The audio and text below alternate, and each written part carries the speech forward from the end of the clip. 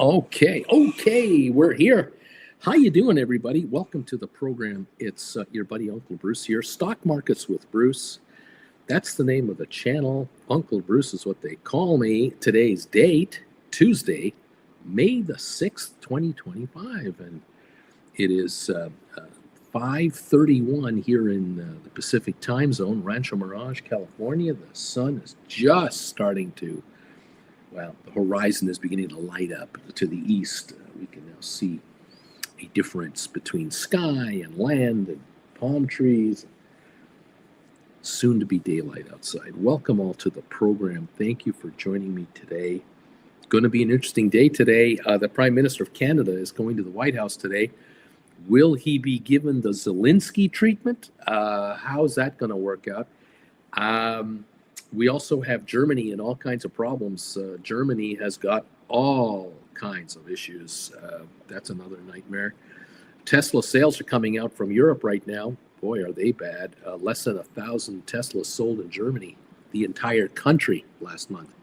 Less than 1,000 Teslas. Not good. Numbers out of Britain were bad as well. The Dow is down 265 this morning, 265 points, 2/3%. S&P down 44.75. That's almost 0.8% lower. NASDAQ down 216 points, and that's 1.08% lower. So NASDAQ is leading the way lower. That means the Magnificent Seven are not doing very well. And yeah, I am right. If you look at the quotes, they're all down. Gold is up $62 an ounce to $3,385. So we're 115 away from the highs of around $3,500 an ounce. Crude oil is up 157 right now at 58.69, trying a little rally. Don't know how much steam that's going to have. I personally don't think it can hold it, but we'll find out. Welcome all to the program. If you're an option writer, you made money yesterday, didn't you? You wrote options. You've written 0 days to expiry, 2 days to expiry, 3 days to expiry. You're writing call credit spreads. You're listening to me. And you're saying, Uncle Bruce, you're right. I am going to go call credit spreads. I am not going to believe that the market just goes up and up and up and up and up. We're going to go right back to where we were. I don't believe it either. I think you're right. And when the retreat happens, it will be brutal, and it'll take 2 days to wipe out 9 days of gains. Like it'll be a nothing burger. I believe you, Uncle Bruce. As much as I like to say I love this game, I believe you that.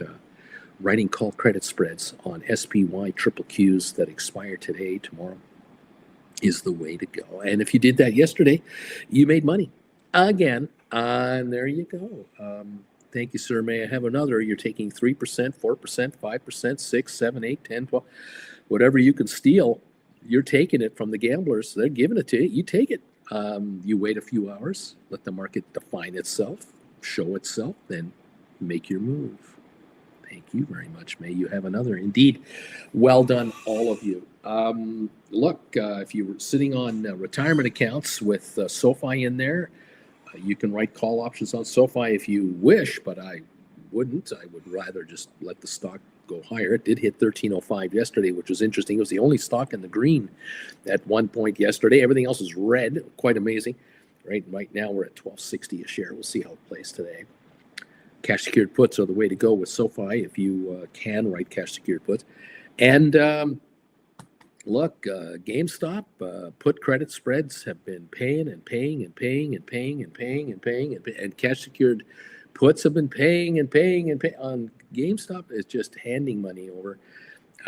Those of you playing with AI and Unity and SMCI and the premiums are great, and you take them and you write options that have no business trading what they're trading at, and you say thank you for the wagers. You guys take the odds. You guys take the gamble. I'll take the odds. And as a casino, I like winning this game. Thank you again for picking up classes and getting into this. I congratulate you. You're going to be a winner. If you want to win in this market, you have to be the casino. You cannot be the gambler. And I congratulate all of you who have decided enough losing. I don't want to be the gambler. I want to be the winner. Eddie Martin, thank you for being here. Stuart, Andrea, thank you. Big E, Eric Betts, welcome all of you. Richard is here. Corinne, Sharon is here. Chase, Rosita Parker. Hello there. CKT, the man. Trump recession or consolidation that would have happened anyways? Good question. What does it matter? You're an option writer. Stephen Butler, hello there. The Octagon Deju family, rodent on the road. Good morning out of Germany from my third channel. Working on a new rodent video here. The white smoke is ready to go up. There we go. The man, the technicals on the Dow look healthy, trading at 50-day moving average and above the midpoint on Bollinger Brands. There you go. Louis Gomez, good morning all. Rice Checks, good morning everybody. Doug Kubler, there's one Mona Lisa, one Leaning Tower of Pisa. Go Palantir. It's beaten down after awesome earnings yesterday. Cash ticket puts might be a nice play today. Methinks. There you go. Murray, good morning and evening, everyone. Welcome from Tokyo, sir. Nice to have you here. Samuel, number 40. Aaron, good morning. So GameStop sold all Canadian locations. How much more money do you think GameStop has in their wallet now? That's a good question. I don't know. What did they get for the Canadian operations? I'd love to know. Aaron, number 36. Charlie, good morning, everyone. Dude, I am here. Welcome all to the program. Let's take a look at the old GameStop here. See if there's any investor. Tetro buys GameStop Canada, it says. That's a EB Games Canada relaunches under new ownership after GameStop deal. Don't have anything else there. Let's see, what does this say here? Entrepreneur Stephen Tetro has acquired GameStop Canada and plans to relaunch the business under its original name. The retailer said Monday it will return to its roots as EB Games Canada, which had originally been rebranded to GameStop Canada in 2021. The transition to EB Games Canada will roll out nationwide in the coming months. It will include updated store signage, a redesigned website, new branding across digital and social platforms, the company said. This isn't just a business decision, it's about bringing something back to Canadians that Canadians truly love. The revamp will also include improved in-store events, expanded product lines, deeper integration with pop culture brands, and a renewed focus on Canadians, the company said. Okay, no dollar figure announced as to how much money did the company get to do this. That's what I'm wondering about. Press release here. Did they say anything here? PR,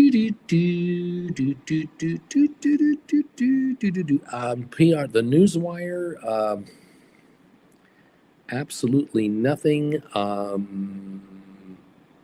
No announcement for dollars mentioned. So I don't know. There's 185 stores in Canada,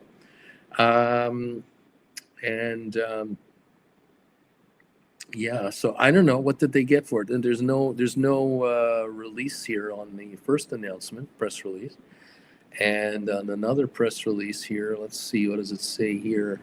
I have no idea who Stephen Tetro is, by the way. I have no idea who this is. This makes no sense whatsoever. There's no dollar amount mentioned here. By chance, could there have been a SEC filing? Let me take a look at SEC filings here. 424.6. No, there's no SEC filing made regarding the sale of GameStop Canada, 185 locations. So, we're all in the dark here, as we usually are with GameStop. We're in the dark. The stock is down 23 cents this morning at 26.37. And so we have nothing at all to go on at this moment. No one knows.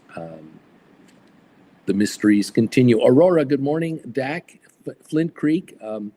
Let's rock. Splair, I want to rock too. Beach Boy, GameStop is volatile for sure, though the bid-ask spreads are still too wide for my taste. Just me. I know, Uncle B. And who else is here? Kiwi, the Medical Strain Explorer TV. Okay.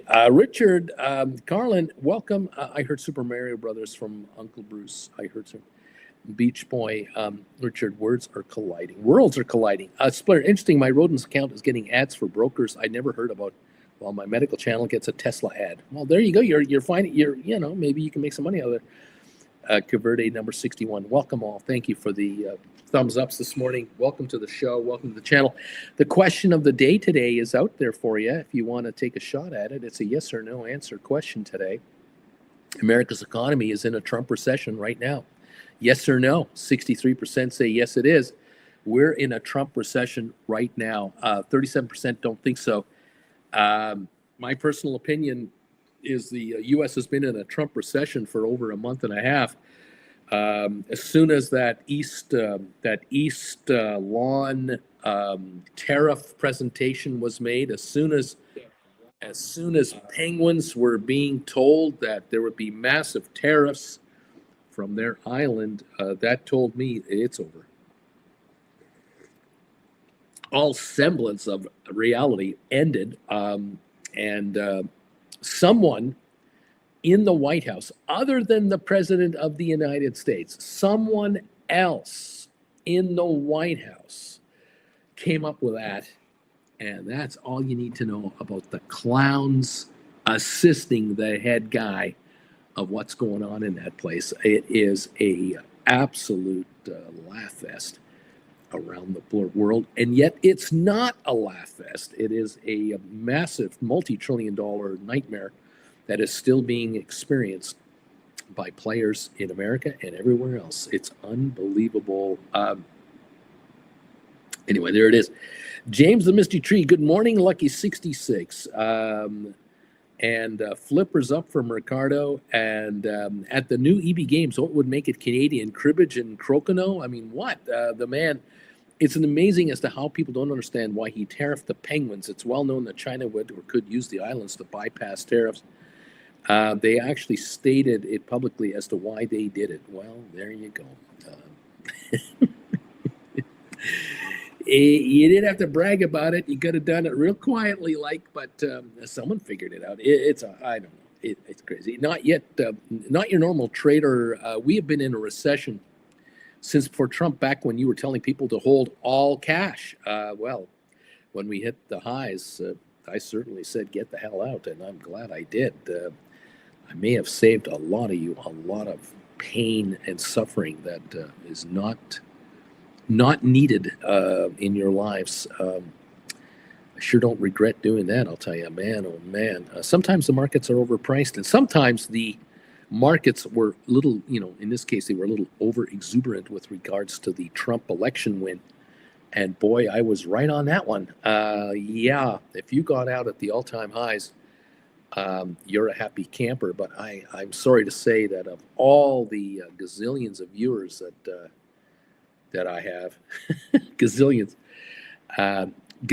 more are not, and did not know, and were not informed, and were not aware of the fact that, oh my God, are we going to get shellacked here? And yeah, a lot of trillions have been lost. That's the way it is. Just, it's nothing personal, just the way it is. Oh boy. Yes, so we'll see what happens here. Thank you for joining me this morning from wherever you are. Really appreciate you being here. Thank you for these early thumbs ups. If you can hit that button right away, thank you. We're trying to get every day to 200. We didn't make it yesterday. Can't get to 200 anymore. I think I have too many upset people. That's just the way it is. 73 thumbs ups this morning. Appreciate it. Nice little start. But I don't know if we'll hit 200 anymore. Too many of you are mad, really angry people. But hey, it is what it is. Be mad. Don't be mad. Just make money. I mean, come on. Make money writing options. Take the dough from the gamblers. Say thanks. Appreciate you doing all the risk taking, and I'll just take the sure bet. Nothing wrong with this action, I think. There you go. Anyway, we'll see what's going on here. There's one thing being kind of mentioned on some of these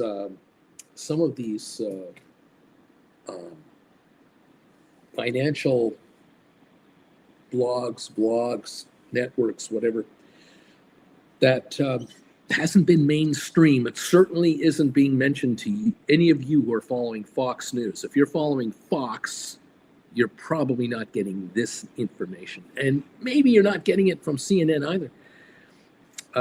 But I will bring this up as something for you to think about, okay? The tariff thing, the whole tariff story, we can relate. Those of us who go shopping and have jobs, and engage with other people, and are in business, we can relate to tariffs on shipments coming into the United States. We understand it. If a container comes in from China and it's full of full of pens and rulers and pads of paper and whatever, these get tariffed.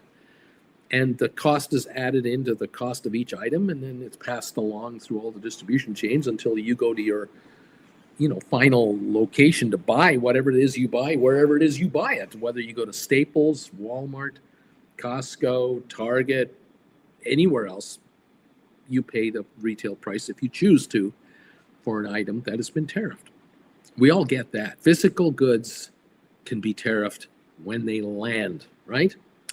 But here's something else that we have to think about. When the United States places tariffs on goods that are imported into the U.S., the importer from the American importer is the one who pays the tax bill right up front. As soon as Homeland Security says your container has landed here in San Diego, to release this container to the trucker over there to take it to your warehouse so you can open those boxes, we want a check for X amount of money. And it's usually the broker, the import brokerage firm on behalf of the importer that writes the check, cleared automatically, electronically. It's very fast, it's very efficient, and the items are released. Everyone settles up, between each other later. Now, if you're an exporter from America, let's say you're a farmer and you want to export oranges to, Florida oranges are going to, Germany, They're going on a big container ship. They're going into containers that are refrigerated so that the goods last long enough, more than long enough to arrive fresh. Those goods get tariffed on their end because it's a retaliation thing. Fair enough. But if you're an exporter from America that doesn't export hard goods, you export software. You export intellectual property, software formulas. You're not exporting anything in a box.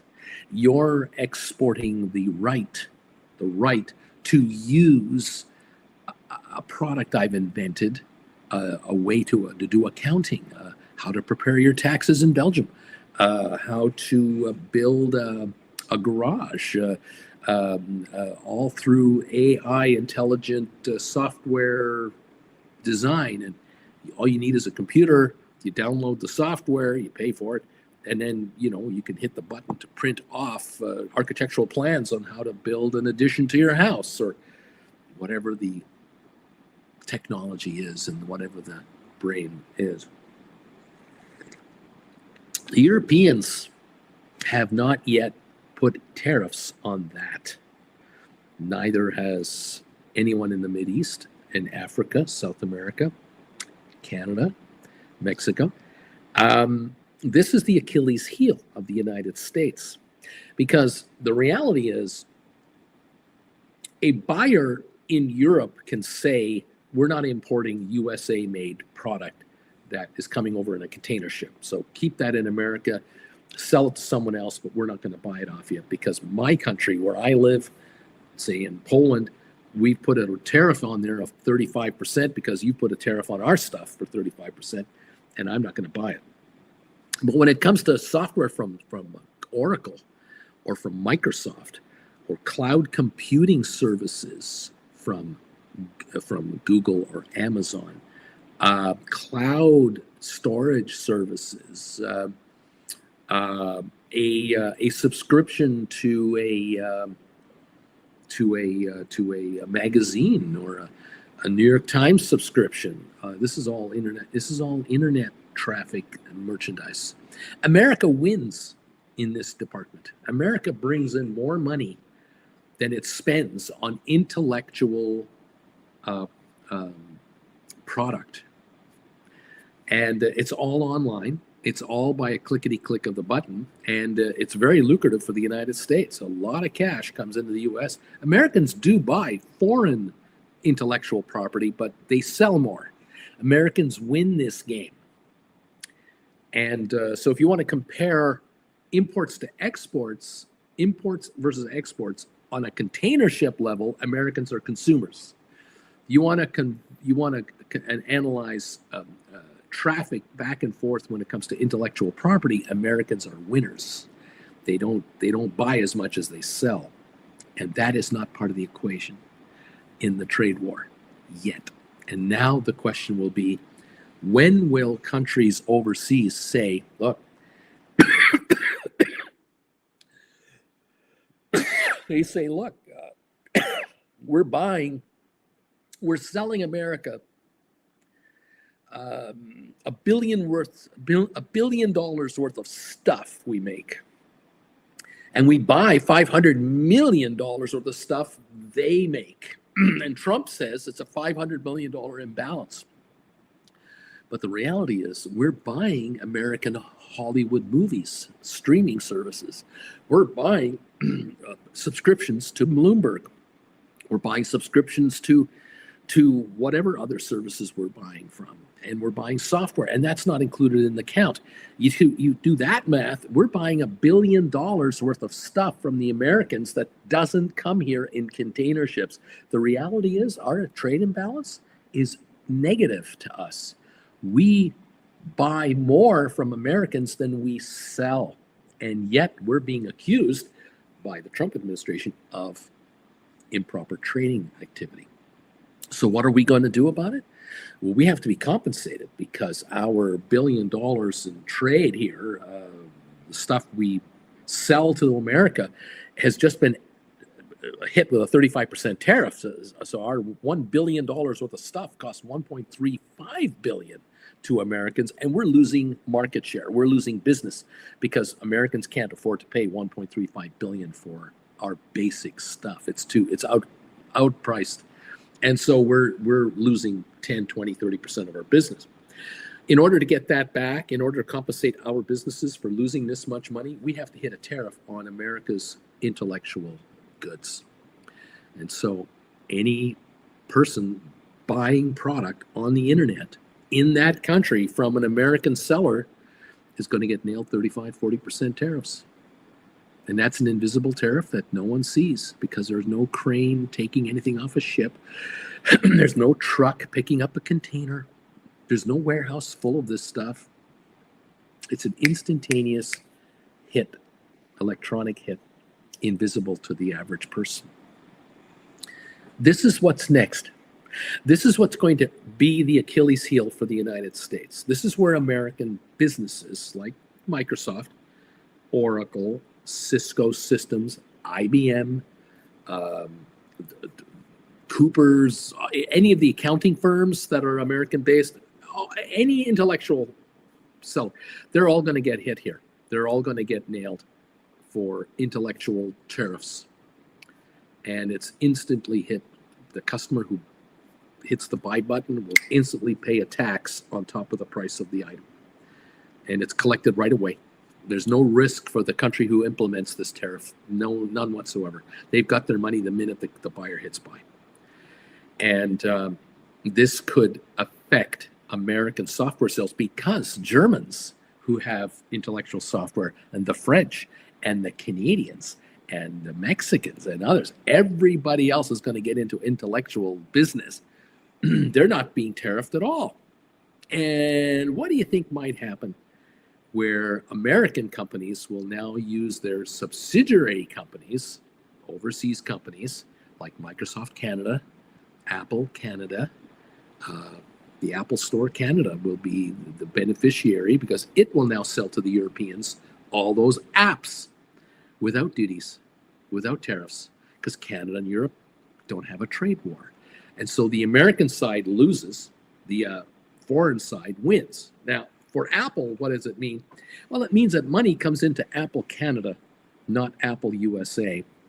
But if Apple wants to repatriate that Canadian money back to the USA, they're going to have to pay a US tax on that money, just like they have a problem right now with all the money they're making in Ireland. And it may be that Apple doesn't sell through Apple Canada at all. Apple only sells through Apple Ireland, as will all the other players. That's why there are thousands of companies in Ireland who are American companies, and others, Canadian companies, do this too. This is not an American-only thing. Many companies go to Ireland to set up shop there and distribute around the world electronic and actual physical goods and services. And the American tax collector gets nothing.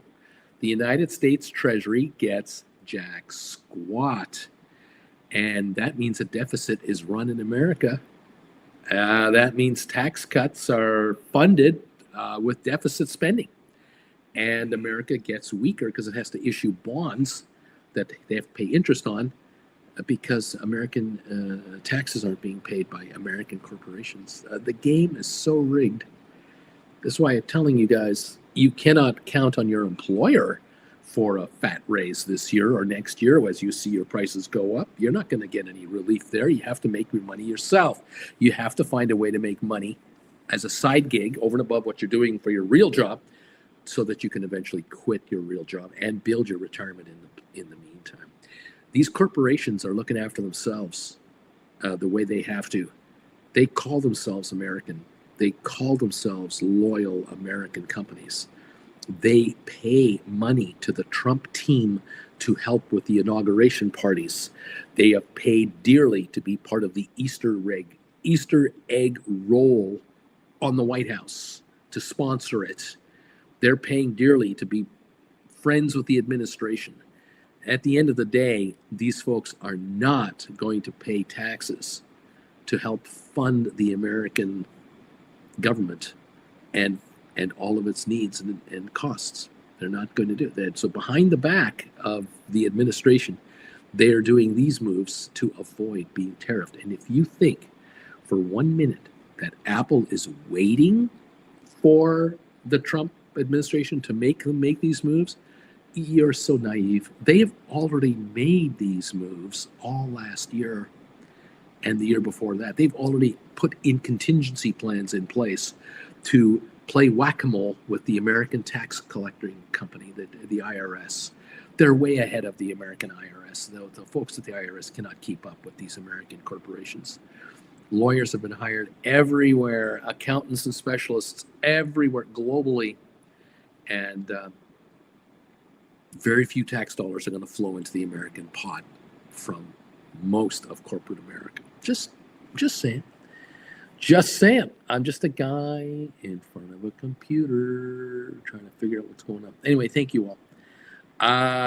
What else is going on? Welcome all to the program. I'm glad you're here.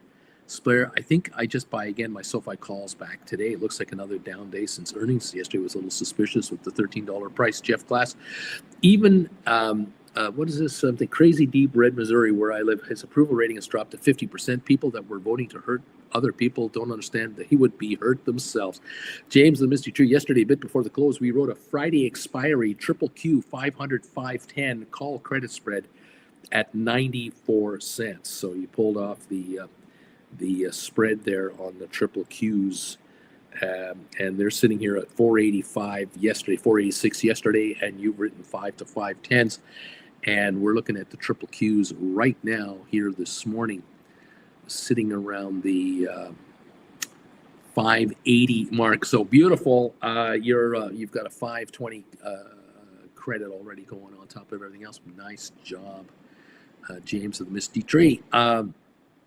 You can always say he's having a lot of fun again, can't you?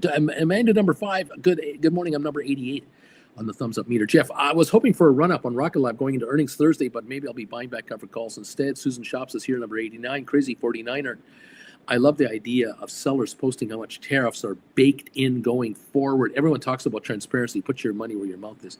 Murray, Jeff, I was thinking the same thing about earnings. It may still run up, but it doesn't look like it. Yeah, you know what I think is going to happen? I think there's going to be a number of YouTubers and Instagrammers and TikTokers, maybe Facebookers, who are going to publish online updates every day, every couple of days a week, prices of goods that you can buy at Costco, Walmart, Target, online here, online here, online here. And they're going to show you in the price of this item, this is how much money is in tariffs. Because this item was selling a month ago at this price, or 3 months ago, or 6 months ago. It was selling at this price before tariffs. It's selling for this much after tariffs. This is how much more you're paying for this item, for this item, for this item, for this item. Amazon went gutless and coward and just walked back the idea of the potential of showing tariffs in their listings after the White House threatened them by calling them a terrorist organization. But others won't be so afraid. And there will be websites offshore that will have no trouble showing these numbers because they're untouchable from the U.S. side of things. It should be interesting. I don't know. Well, Charlie, it seems most companies that we're reporting are giving very little future guidance, which makes the stock relatively flat or go down. That's right. It's total uncertainty. Flavio, number 98 from Milano, Italy. Ciao, B. Thank you. Charlie, it's those high PE ratios Uncle Bruce keeps talking about as well. Jeff Glass was advised yesterday to buy back my $19 Rocket Lab cash secured put that expires Friday, but I didn't. Greedy and fluff, fingers crossed. There you go. Crazy 49er, there is someone doing that with Costco products. Nutella up $2 already. Then again, I'm never going to use that much Nutella in the first place. Yeah, there's a gentleman I did notice on Instagram, and he was showing prices a month ago in Costco versus today, and was showing something made in China, something made in Canada, something made in America, something made in Mexico, different foods and different things. And I always find that fascinating. As time goes on, these prices will continue to fluctuate, but I think overall, higher, not lower. Larry Titus, good morning, everybody. I'm number 102 on Bruce's thumbs up meter. Thank you, Larry, for hitting the thumbs up button for me. Thank you all for joining us today. We are adding to the thumbs up meter, and I'm watching to see the answer to the question of the day. What do you think? Yes or no? Are we? Is America now in a Trump recession? Is the American economy in a Trump recession?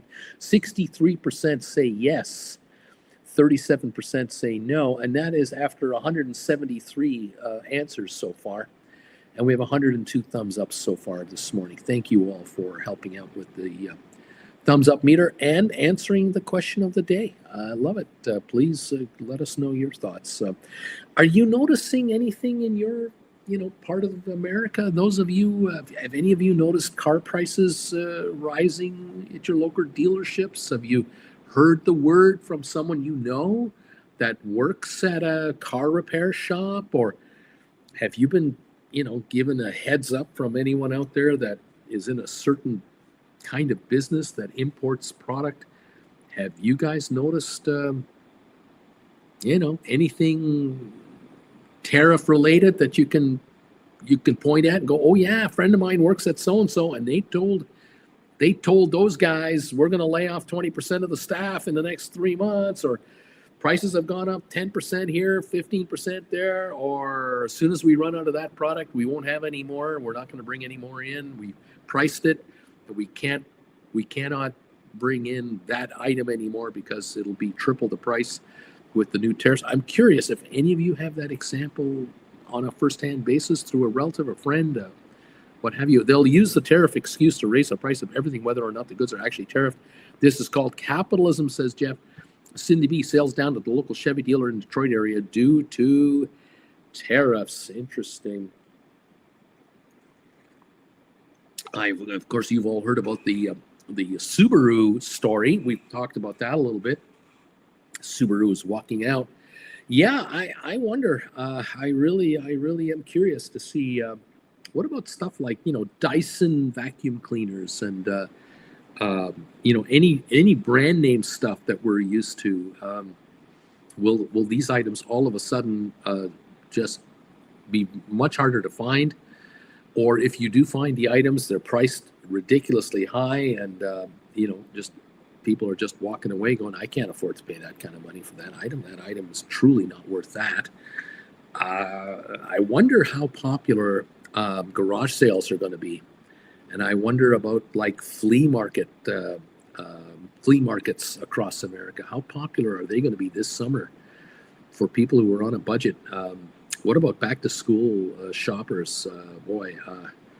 That could be a nightmare, because I mean, a backpack full of school supplies. How many of those school supplies have been made in America the last 20 years? I can't imagine any. I just can't imagine any. Yeah, going to be a most interesting thingy here. I don't know. I'm just a guy in front of a computer trying to kind of go through it with you, see what happens. Dude, I hear next month is when things really hit. This is just a warm up. It's true. The container traffic coming into the port of Los Angeles, for example, they're estimating at least 35% fewer containers next week versus a year ago, and that will likely accelerate higher as that traffic drops.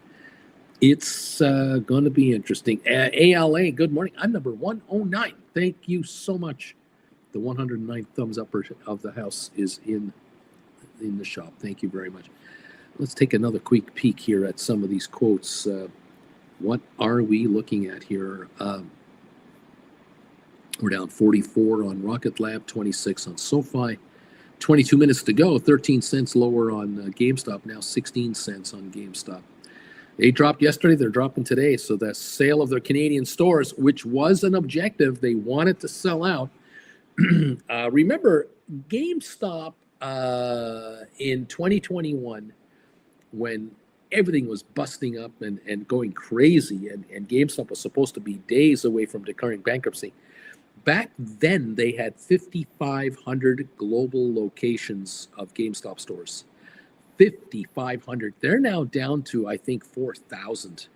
By dumping Canada, they're down to maybe 4,000 locations. So that's 1,500 gone. 30% of their stores have been shut down as they are limiting their exposure.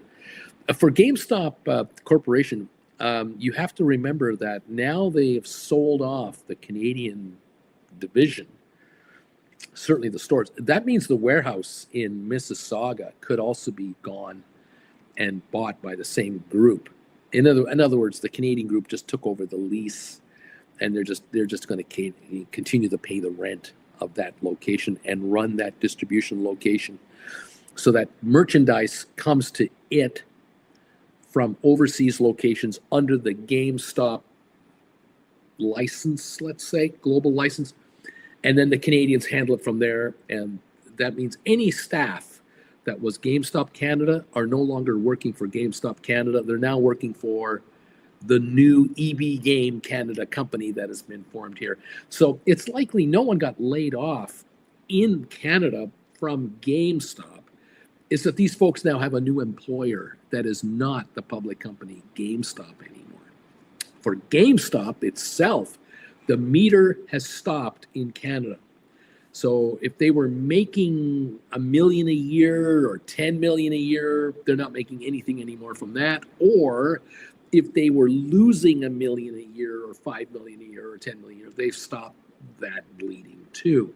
But at the same time, GameStop, the corporation out of Texas, their auditors can now say, okay, the Canadian stores, all those leases, and the Canadian warehouse in Mississauga no longer has to be on our financial statements, on our books.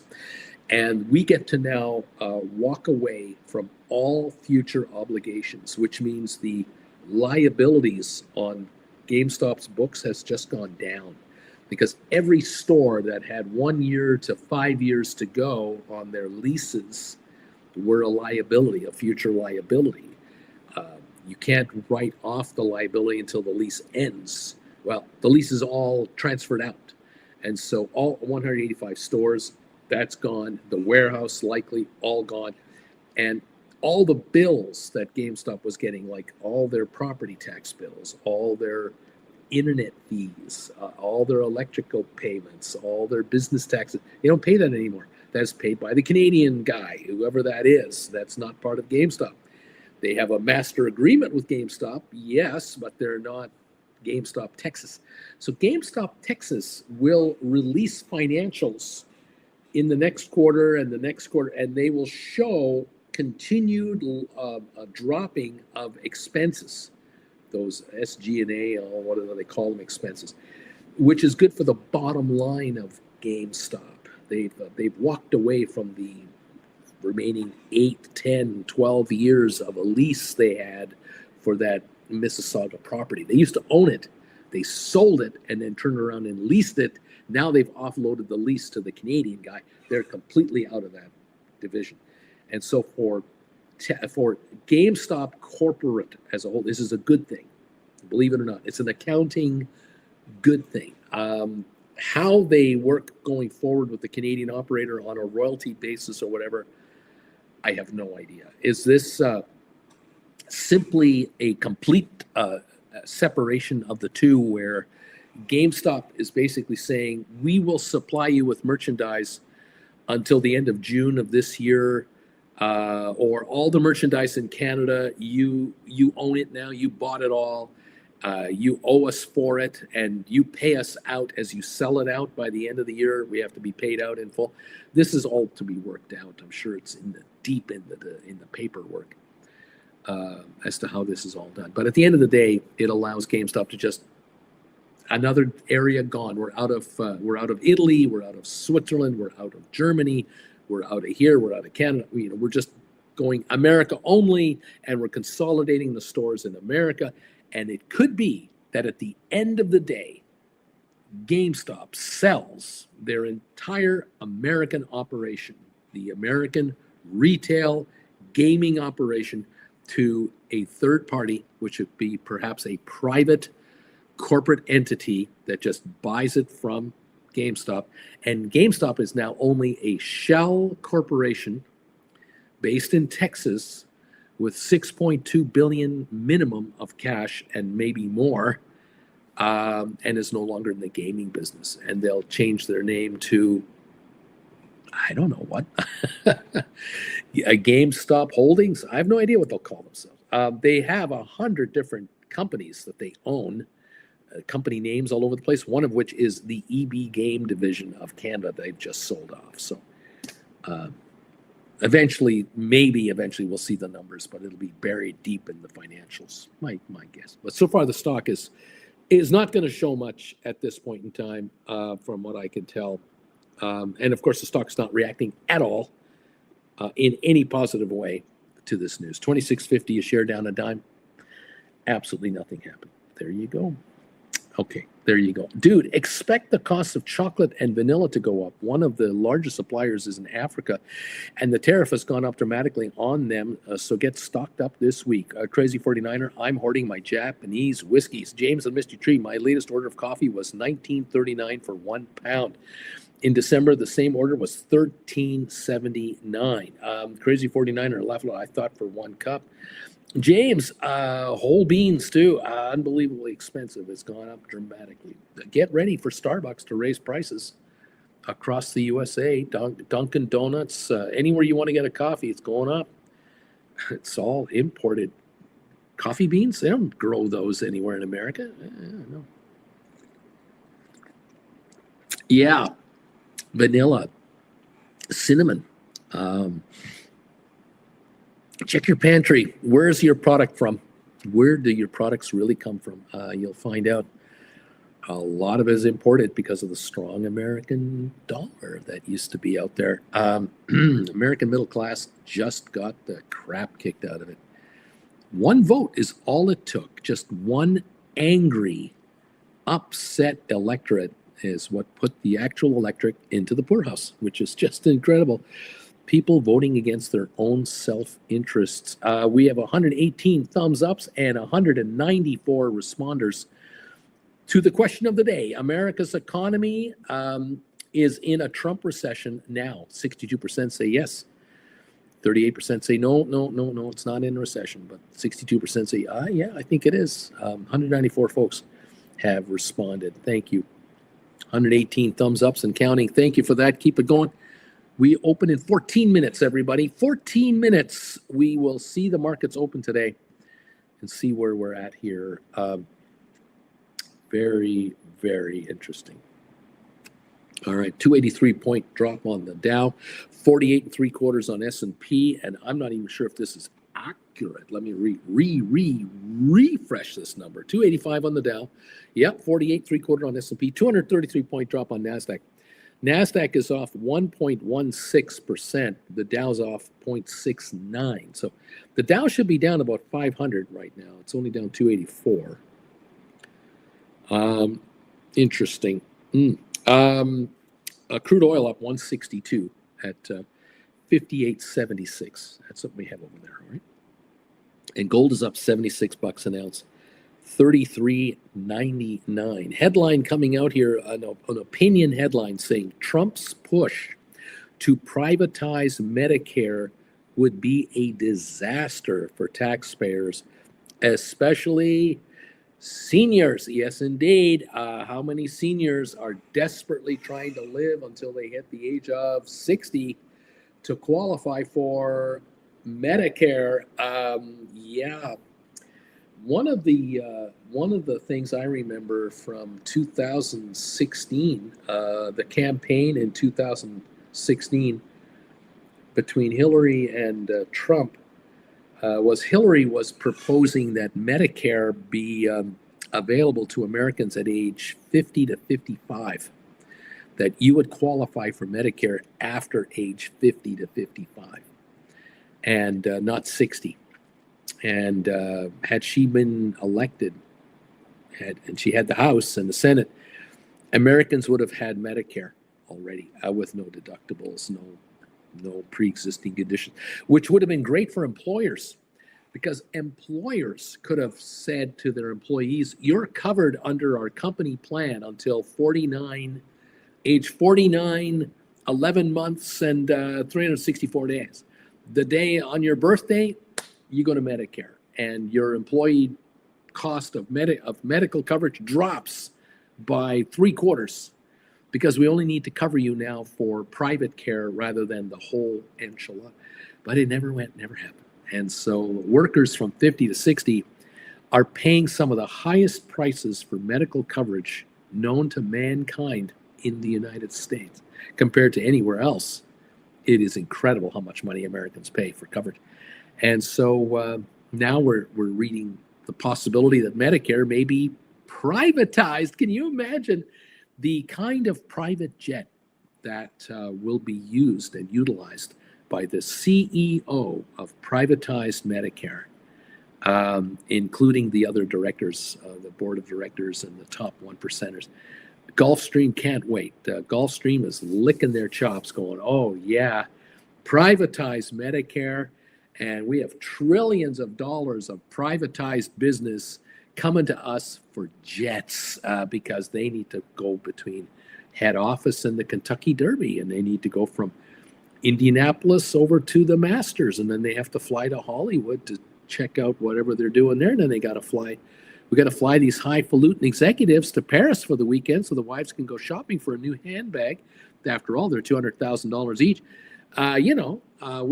We have needs at the upper end here, and boy, that would be great if you could privatize Medicare. Oh, baby, there will be brand new billionaires popping up all over the place. Unbelievable. Dude, all African countries have at least 10% tariffs, but some ones that are selling us vanilla and chocolate have 70% tariffs. This also affects ice cream. Get stocked up, folks. Tom, number 122 on your thumbs up meter. Folks, I can't. I I try to understand how business works because that's kind of what I do for a living. I guess is to try to tell you how business works. There's business for all of you out there in your personal lives on a daily business. You drive your car. Some of you are electric drivers. Some of you are gasoline drivers. If you're a gasoline driver, you go to a gas station once in a while. If you're an electric driver, you plug your car in. Some of you are in real estate, and you're very familiar with the middle class America real estate market because you're in the middle class American. But there's another business setting out there for those who have the top 5%, the top 10%, the top 1%, really, the top percentage of Americans and Canadians and Europeans. Their world is kind of recognizable because you've seen it in the movies, but not at all recognizable to all of you on a daily basis. The mere fact that the well-to-do of the world have multiple homes in multiple gated, secure facility locations is unthinkable to those of you living in an apartment building or renting a house from somebody or whatever your accommodations are. The thinking about getting from point A to point B, you don't travel very often. You travel once a year for a vacay, or maybe a Thanksgiving you're going to travel to see family, and maybe that's by car. Maybe that is by airplane. But the idea of being in the air 3 times a month between continents in a private jet is unfathomable to you. You've never been to an executive airport. You have no idea what that world is like. Maybe you know someone that uses NetJets or may have used Signature Jets or whatever some of these charter companies are, but the actual ownership of a jet, someone that owns an $80 million Gulfstream? I don't think so. That world is another world. And the people who work for those people are in another world, and they know it. The individual that's a pilot for an $80 million, $50 million jet, that's an individual exposed to a part of the world they're not part of personally, but indirectly they're part of it. Limo drivers for the very well-to-do, chefs and housemates and butlers and executive assistants, accountants, the lawyers, the advisors of the very, very, very, very high-enders. These are people you'll never hang out with. They're not going to come over to your house for some KFC and watch football with you.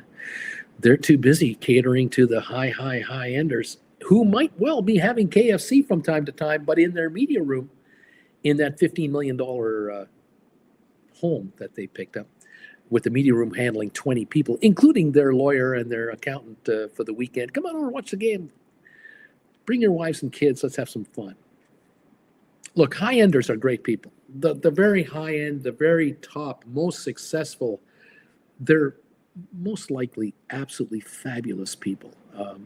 Probably wanting to give back to society as much as they can, but they're also business people, and they are there to make money, and that is their job, that is their gig. That's how they got to where they've got. That's how they're going to stay where they're staying, and they wish to pass the wealth on to their next generation. Your job with me, I hope, is with my guidance and opinions and classes and with this familia that you're part of, is to get you to the point where you can become part of the 10% world. And you can be at least well away from poverty and well away from a middle class struggling retirement. I would love it that you get to the point where you don't have to think twice about where you're going to spend your winters and where you're going to spend your summers, because you're going to be where you want to be because you can afford to be. That is the ultimate gig right there. And if I can get you to that level, I've done my job. I will not be able to take you to the upper 1%, because that's not my forte. You're going to get to the 1%. You're going to have people hired by you that will write your options for you. That will be another level, but you're going to have a lot of dough under administration to afford that kind of talent. In the meantime, to get you to the upper, into the 10% and then move you up that scale, I've given you, I think I have made available to you enough tools that you can go after. And if you've got the guts to give it a shot, and that's what it takes, you have to make the first major leap of faith. You got to buy a couple of my classes. You just got to do it. And if you watch a few of them and you don't like them, you walk away and you go, well, cost me a few $100, but what the hell? Some of you spend that much money on a haircut. Some of you spend that much money on a pair of shoes. Some of you out there have monthly car payments that can buy 3 or 4 classes a month from my website. And you're spending it on a car payment with insurance, maintenance, parking. You got to decide what's important for you first. What's the most important thing for you? I would think that being able to make the kind of money that can let you afford any vehicle you want to drive, that would be the number one thing. Make enough dough to enjoy the accommodations you want to be in the location you want to be at, surrounded by staff and or assistants or restaurants or barbers or vacations that you ultimately are dreaming for. You have to want the money. You have to want the cash flow bad enough to be successful. And grab the classes and knock yourself out. Nico right there, and there, that says it all. You grab the classes, you hang out with this family, become part of the Gold Bagel member of this channel right here. Become one of these guys. Join the Discord family here that talk amongst themselves 24/7 about how to get richer writing options. There you go. If you don't do that, if you don't invest in yourself, you will be right where you are and where you're supposed to be. You deserve what you get. You deserve what you've got, but you can change it all. And until you believe that, you're going to stay where you're at. It's when you decide and you say to yourself, he's right. I can change my life. I can change my economic, demographic existence. But do I want that change bad enough to make the change? And this is where it's your call. The bravest move you're going to make is to say, okay, I'm going to grab this man's classes and I'm going to give it 3 to 6 months of my undivided attention. And I'm going to say in 2025, I took the leap to join Nico and Mike and Tom and Dude and Crazy 49er and all the others that are on his channel all the time. There's 228 of them right now. I'm going to join the 228 of those people, and I'm going to become an option writer, and I'm going to give it a real shot here. And I have a suspicion that if you get that attitude coming in to becoming an option writer, you will be incredibly successful, and you will never leave. You'll become like dictators of the world. You never leave. And you're going to become a prolific option writer.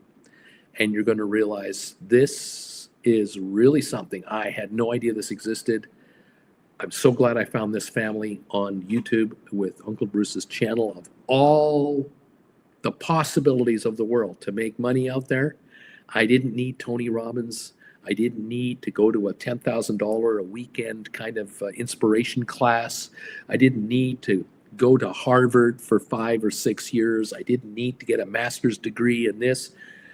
I didn't need any of that. All I needed was to take the leap of faith, join Uncle Bruce and his channel on YouTube of all crazy places, and learn how to write stock options and hang out with the family of option writers that he's put together.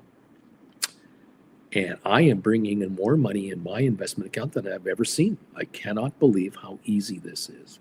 Welcome, and thank you all for joining me.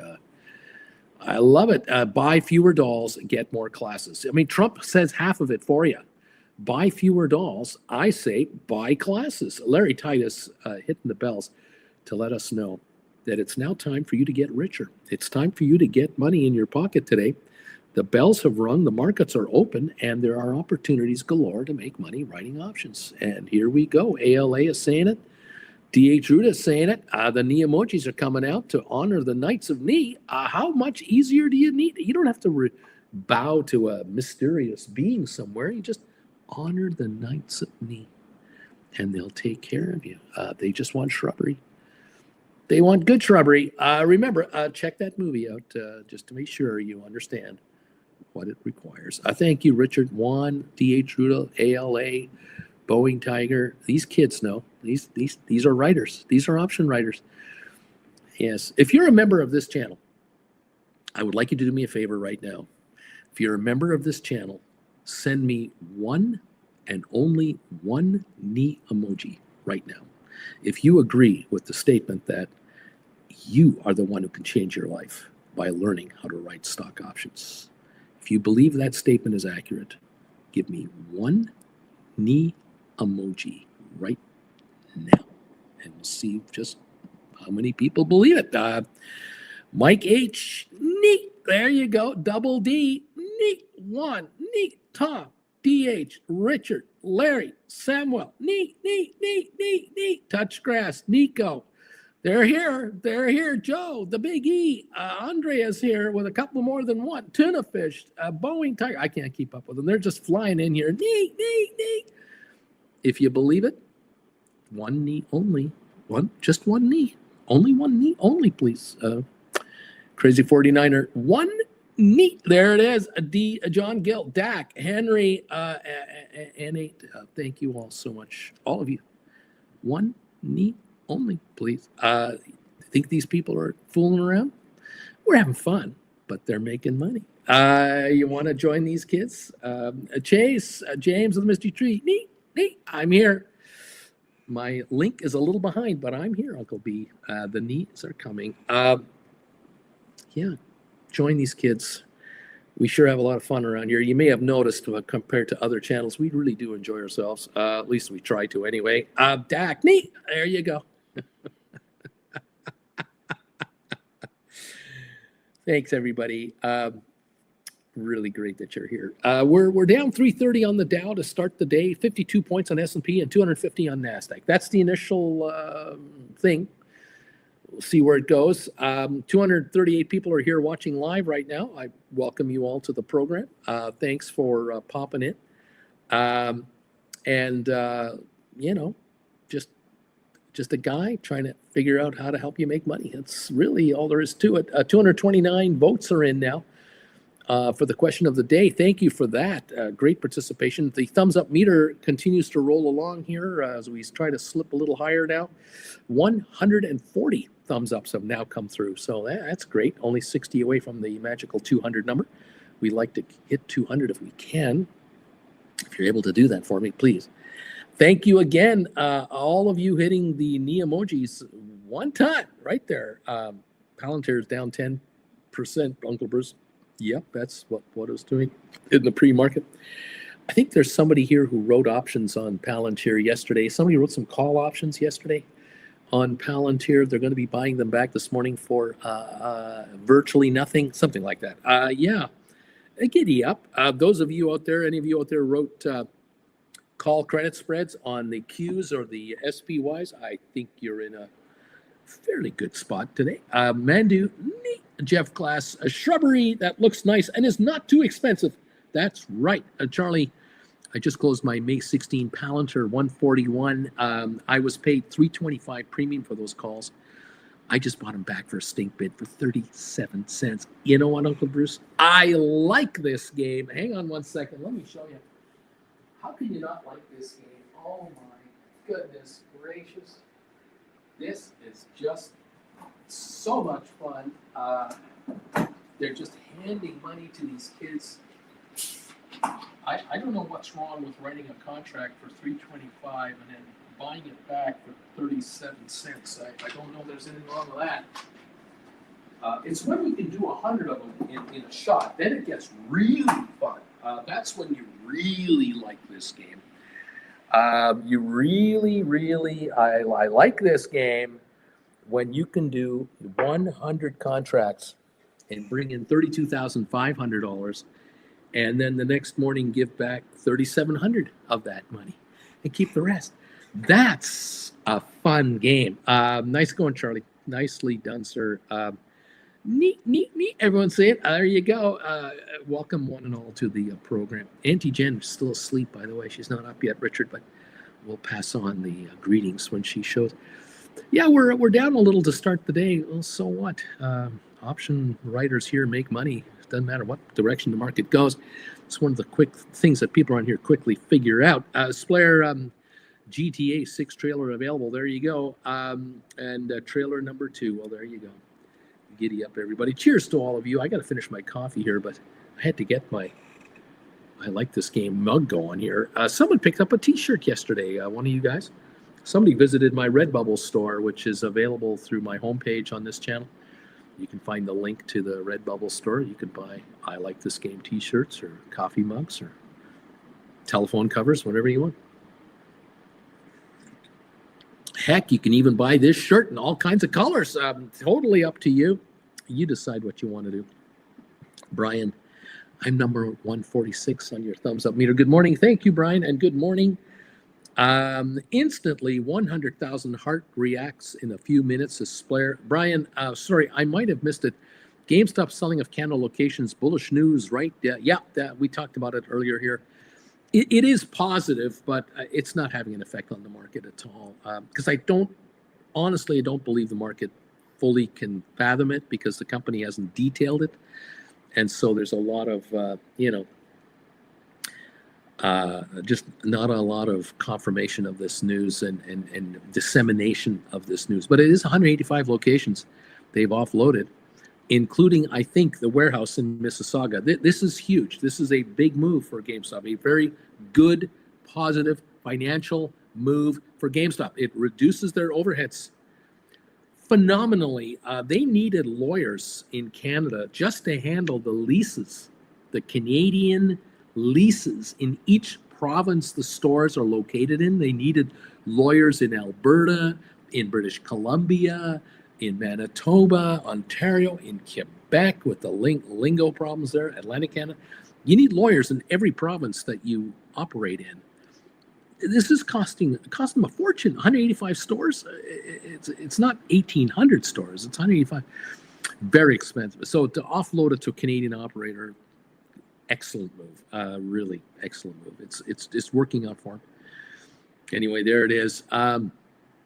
Giddy up, everybody. James, triple Qs have dropped. Just bought back that spread for $24, $70 profit. I like this game, says James of the Misty Tree.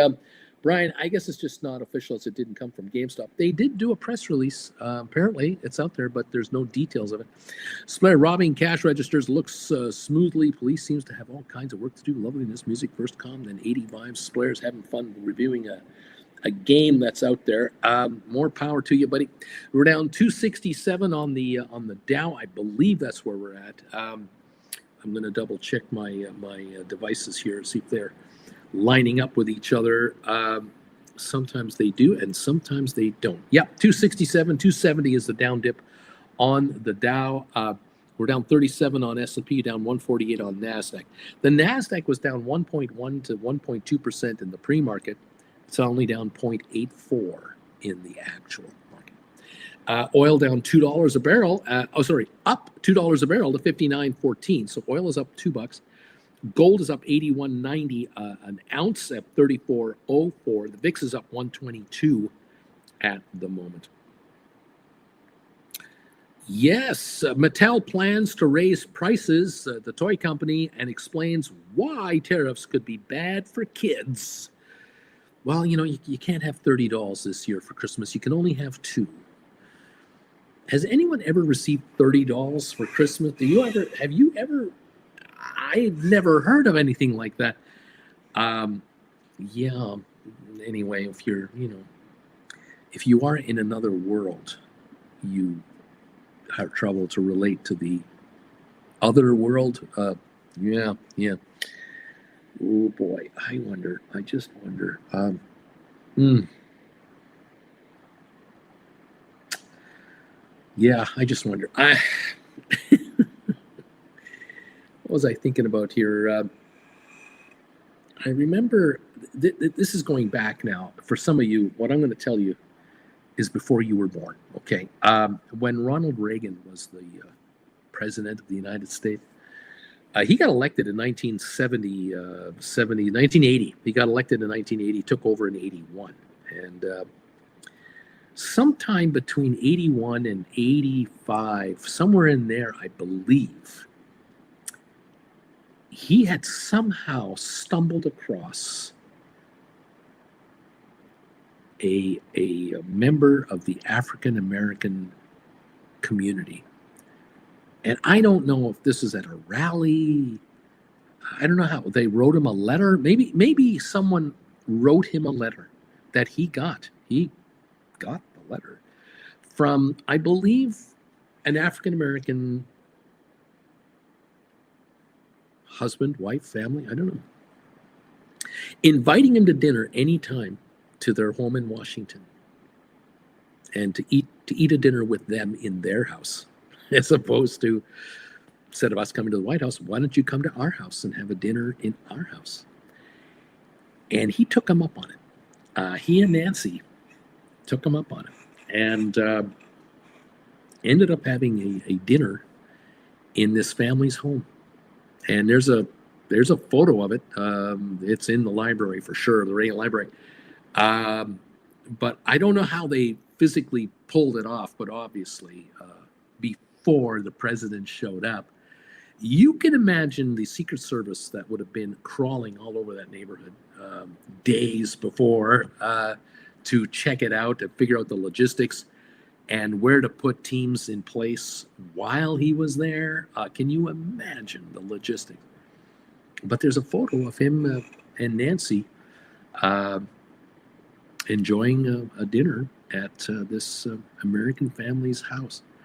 And so that was one of those publicity shots to show that he didn't need to hang out with billionaires to be himself. He could also be quite comfortable in a middle class, lower middle class setting. I imagine that house, I would imagine that everything in that house was cleaned to within an inch of his life. The days leading up to the president arriving, can you imagine the utter panic of the family living there about, got to make this house presentable for the president of the United States? Anyway, that was one of those publicity shots that I recall from way back when I was in my 30s watching that. Amazing. I also believe that couple, the husband and wife, I think they were invited to the White House for a private dinner in the residence of the president and his wife. I believe they did a reciprocal. So they were treated to a dinner in the residence, not in a grand ballroom, not in front of 1,000 people. Just Anyway, I thought that was it. That just came to mind. It just popped in there. It just popped in there. I thought I'd share it. Anyway, there you go. I don't know. It is what it is. Being able to relate to regular people. Don't forget, when you get very, very wealthy, writing options, and you become incredibly successful, and you have servants looking after you, remember where you came from. Remember your roots, people. Remember your friends and the relatives you've left behind in that wasteland of economics that you've graduated out of. You demographic winners here. Don't forget that. All right. Okay. Good. Okay. We're down 313 points on the Dow. Talk about going poor. We're at 1269 on SoFi, down 17 cents. ASTS down 47. Rocket Lab down 50. GameStop down 14. MSTR is down 123. AI down 45 cents. Supermicro down 11 cents. NVIDIA is down 228. Tesla down 371. The spiders are down 445. Qs are down 526. Palantir down $14.76 at 109 right now. Costco down $7.26 to 1,007. Coinbase down 219. Smart Rent down half a penny. Google down 110. Apple down 3 cents. Broadcom down 250. Microsoft down 168. Intel down 26. Netflix down 469. Make that up 469 on Netflix. Excuse me, a little recovery from yesterday's bloodbath. Meta down 370. Eli Lilly down $15. Amazon down 31 cents. Uber down 31. Adobe up 14. Cisco down 38. AMD down 201. Unity down 24.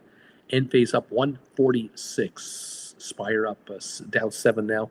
Moderna down 130 at 26.54. Pfizer down 24. IBM down 174. HBQ down 31. Home Depot down 386. Vanix Semiconductors down 347.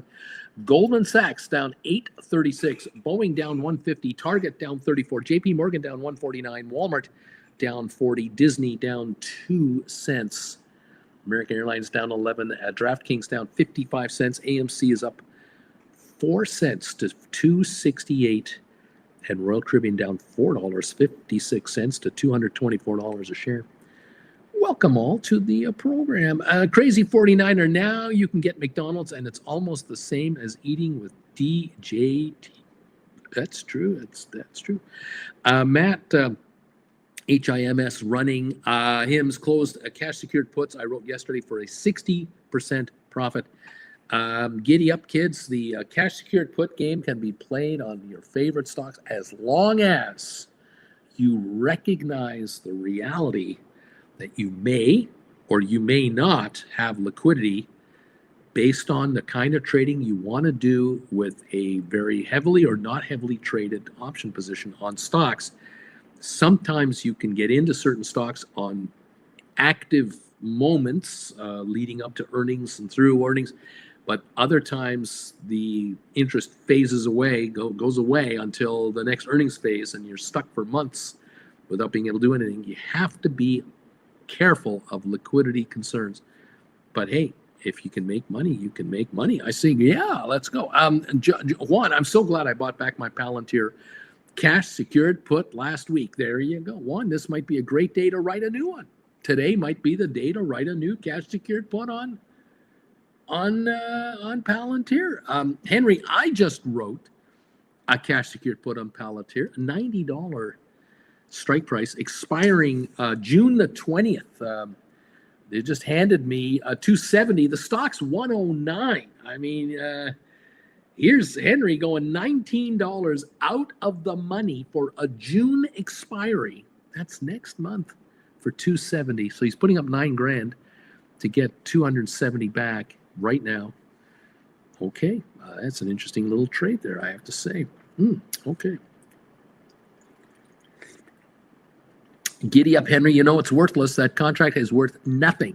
It has no value at all because as long as the stock stays over $90 a share and it's at 109, 108, this contract has no value. So, okay, Henry, there you go.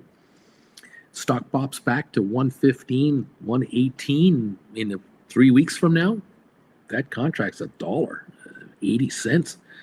Well done, Henry. Lisa, 20% realized in profits on an AI 18th of July expiry, 2750 covered call.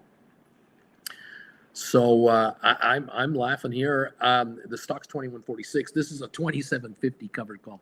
They will release earnings on the 28th of May. Nice job there, Lisa. Easy peasy money. Nicely done indeed. Very, very good. I'm thinking of a trip to Japan. I'm kind of thinking of a trip to Japan in late August, September. And I'm kind of wondering if I should have a get-together in Japan, if I should do a meet and greet in Tokyo. Anybody going to be planning in Japan? Anybody going to be in Japan in September of this year? I'm kind of thinking of that. I'm going to be in Singapore after that, I think. I don't have the dates yet, but it would be a latter part of September, maybe early October. I might be in Singapore and should do a meet and greet there. Love to get together with some of my Asian viewers because I have Asian viewers. Anyway, any of you are planning a holiday from your option profits that you're making, you're going to be in that region. Well, you never know. We might have to get together in some exotic places like that. Why not, I say? Yes, indeed. Very, very interesting. We're down 422 on the Dow. We're down 57 on S&P. We're down 215 on NASDAQ. At the moment, VIX is up 82 cents. Gold is up $77. Oil up $2.17 centinos. There you go. Let's see how this plays out for you. 1251 on SoFi, down 35 cents.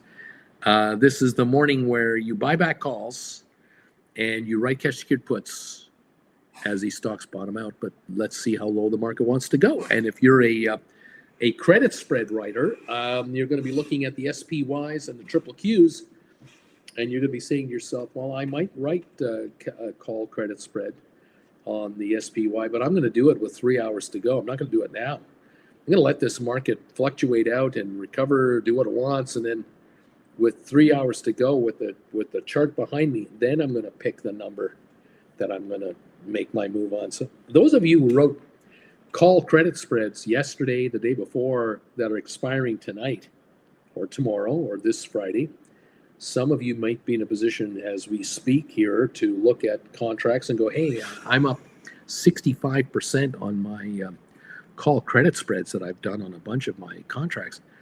I might be closing them out here in the next few minutes. We'll have to see. Well done, everyone. I say well done indeed. Now, some of you might be writing put credit spreads as well.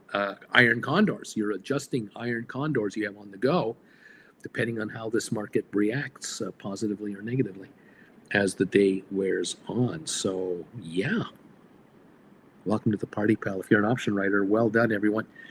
Love to see you folks make nothing but money. There you go, kids. Like I said, if you want to become a player, a real winner in this market, you're going to learn how to become a casino, and you're going to become an option writer. 252 people have hit the answer of the day, the question of the day with an answer. Yes or no? America's economy is in a Trump recession right now. 62% say yes. The rest say no at the moment. And the thumbs up meter is now coming through at 160 thumbs ups. We are 40 away from reaching the 200 thumbs up plateau. And I thank you all for helping us get towards that level. Welcome to the party, pals. It's a delight to have you here with us this morning. It's absolutely delightful. And we're going to find out later today how the Canada-USA get-together is going to work out. The Canadians are coming to the White House. Carney, he's coming to see Trump. Well, let's see if they attack him for the color of his tie or something. We'll have to see how this plays out. Should be a fun experience. We'll stick around for that. We'll watch that closely, won't we? Indeed, we will. Thank you all for joining with me this morning. And yeah, I'll be watching that for sure. Never a dull moment. Rocket Lab still down on the session, down 91 cents. SoFi down 40. GameStop down 38. 23andMe is at 113.9, down 5. Spire is 907, down 19. SmartRent is at 94.93, down about 1.3 cents. Apple down $1.40. Tesla down $6.88. Microsoft down $3. Alphabet is off $1.30. Amazon down $1.45. Nvidia down $2.92. Meta Platforms down $7.95. Supermicro down 43 cents. ASTS down 72 cents. AI down 61. Palantir 1691 is the loss at 106.86 right now. 106.94 right at the moment. 43 million traded. MicroStrategy down 4.89. Unity down 22 cents. Goldman is down $10. Cisco down 66 cents. Spiders are down 6.44. The Qs are off 7.40. Netflix down just a dime. Pfizer down 40. Arc Innovations down 172, IBM down 215, Uber down 96 cents, HBQ is up 38, Home Depot down 394, Vanix Semiconductors down 460, Adobe down 40, but Enphase up $1.13 today. there you have it. Tesla sales in Germany fell 46%. That's the latest bit of bad news. Apparently, UK numbers were not very good either at the moment, and that's what we've heard, and then what has been reported so far. Giddy up, everybody, to the program. Nice to have you here. 426 loss on the Dow right now. 426. S&P down 60. Nasdaq down 235. Nasdaq down 1.3%. The Dow 1% lower. S&P 1.05% lower so far. Oil up 213 a barrel. 59.26 so far.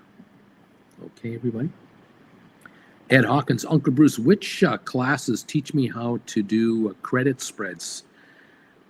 Those are listed down below in the description. Let me take a look here. Where are we on the old description here? Number 8, how to trade stock option credit spreads and write poor man covered calls. Number 9, how to trade butterfly put and call option spreads. Number 12 and 13 are important.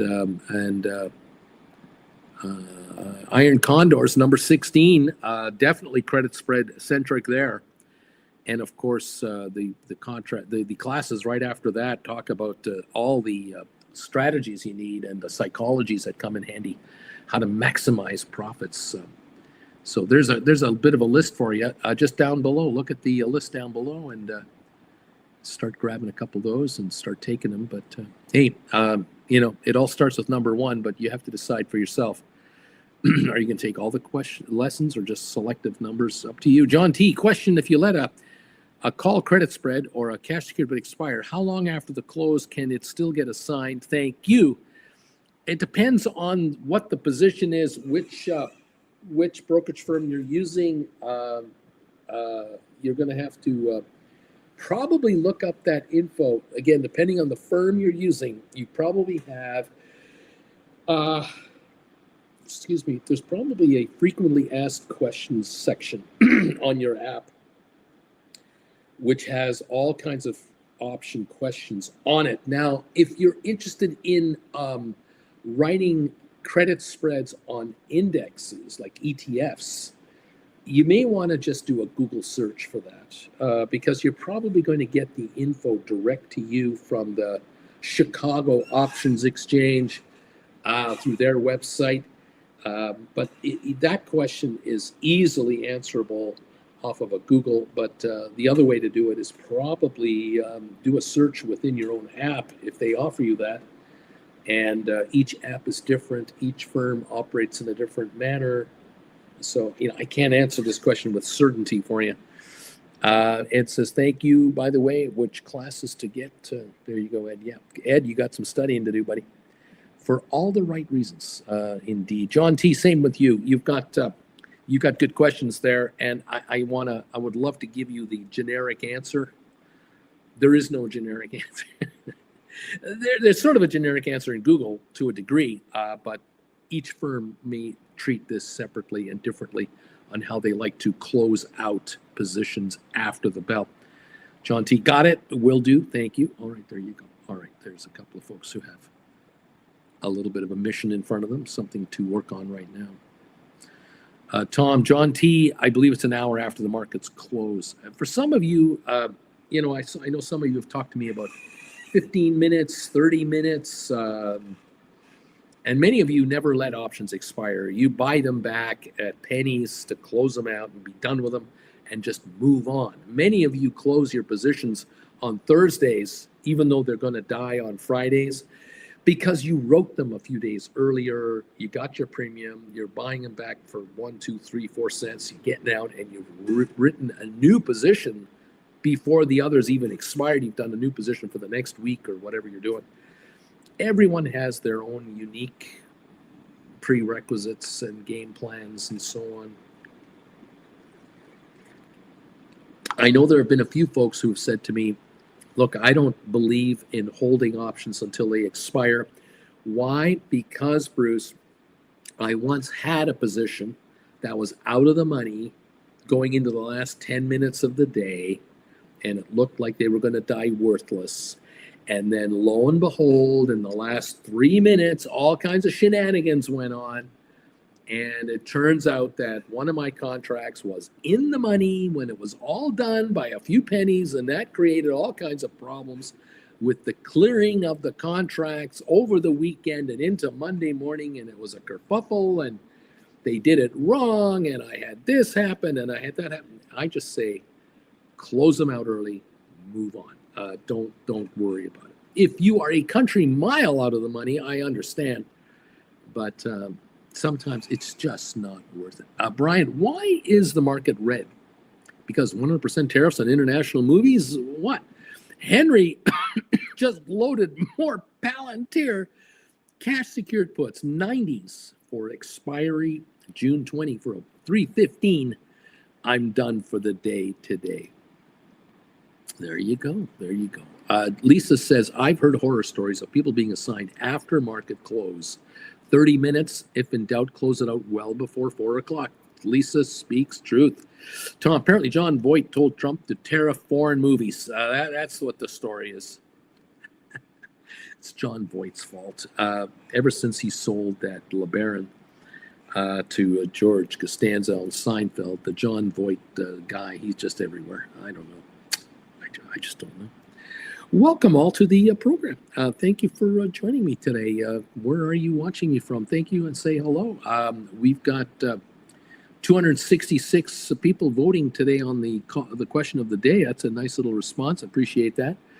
And the thumbs up meter now is going at 168. We're only 32 away from 200 thumbs ups. 229 are watching.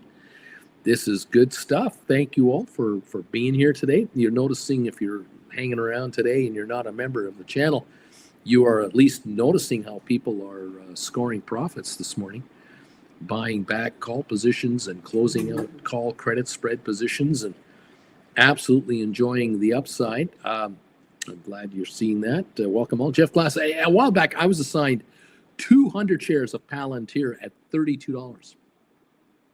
It closed at like $31.70 that day. That was the day they got S&P inclusion after hours. A stock went to the moon after hours. And the shares I was assigned were called back. James says the periodontist check the teeth marks. I'm not sure what to make of this.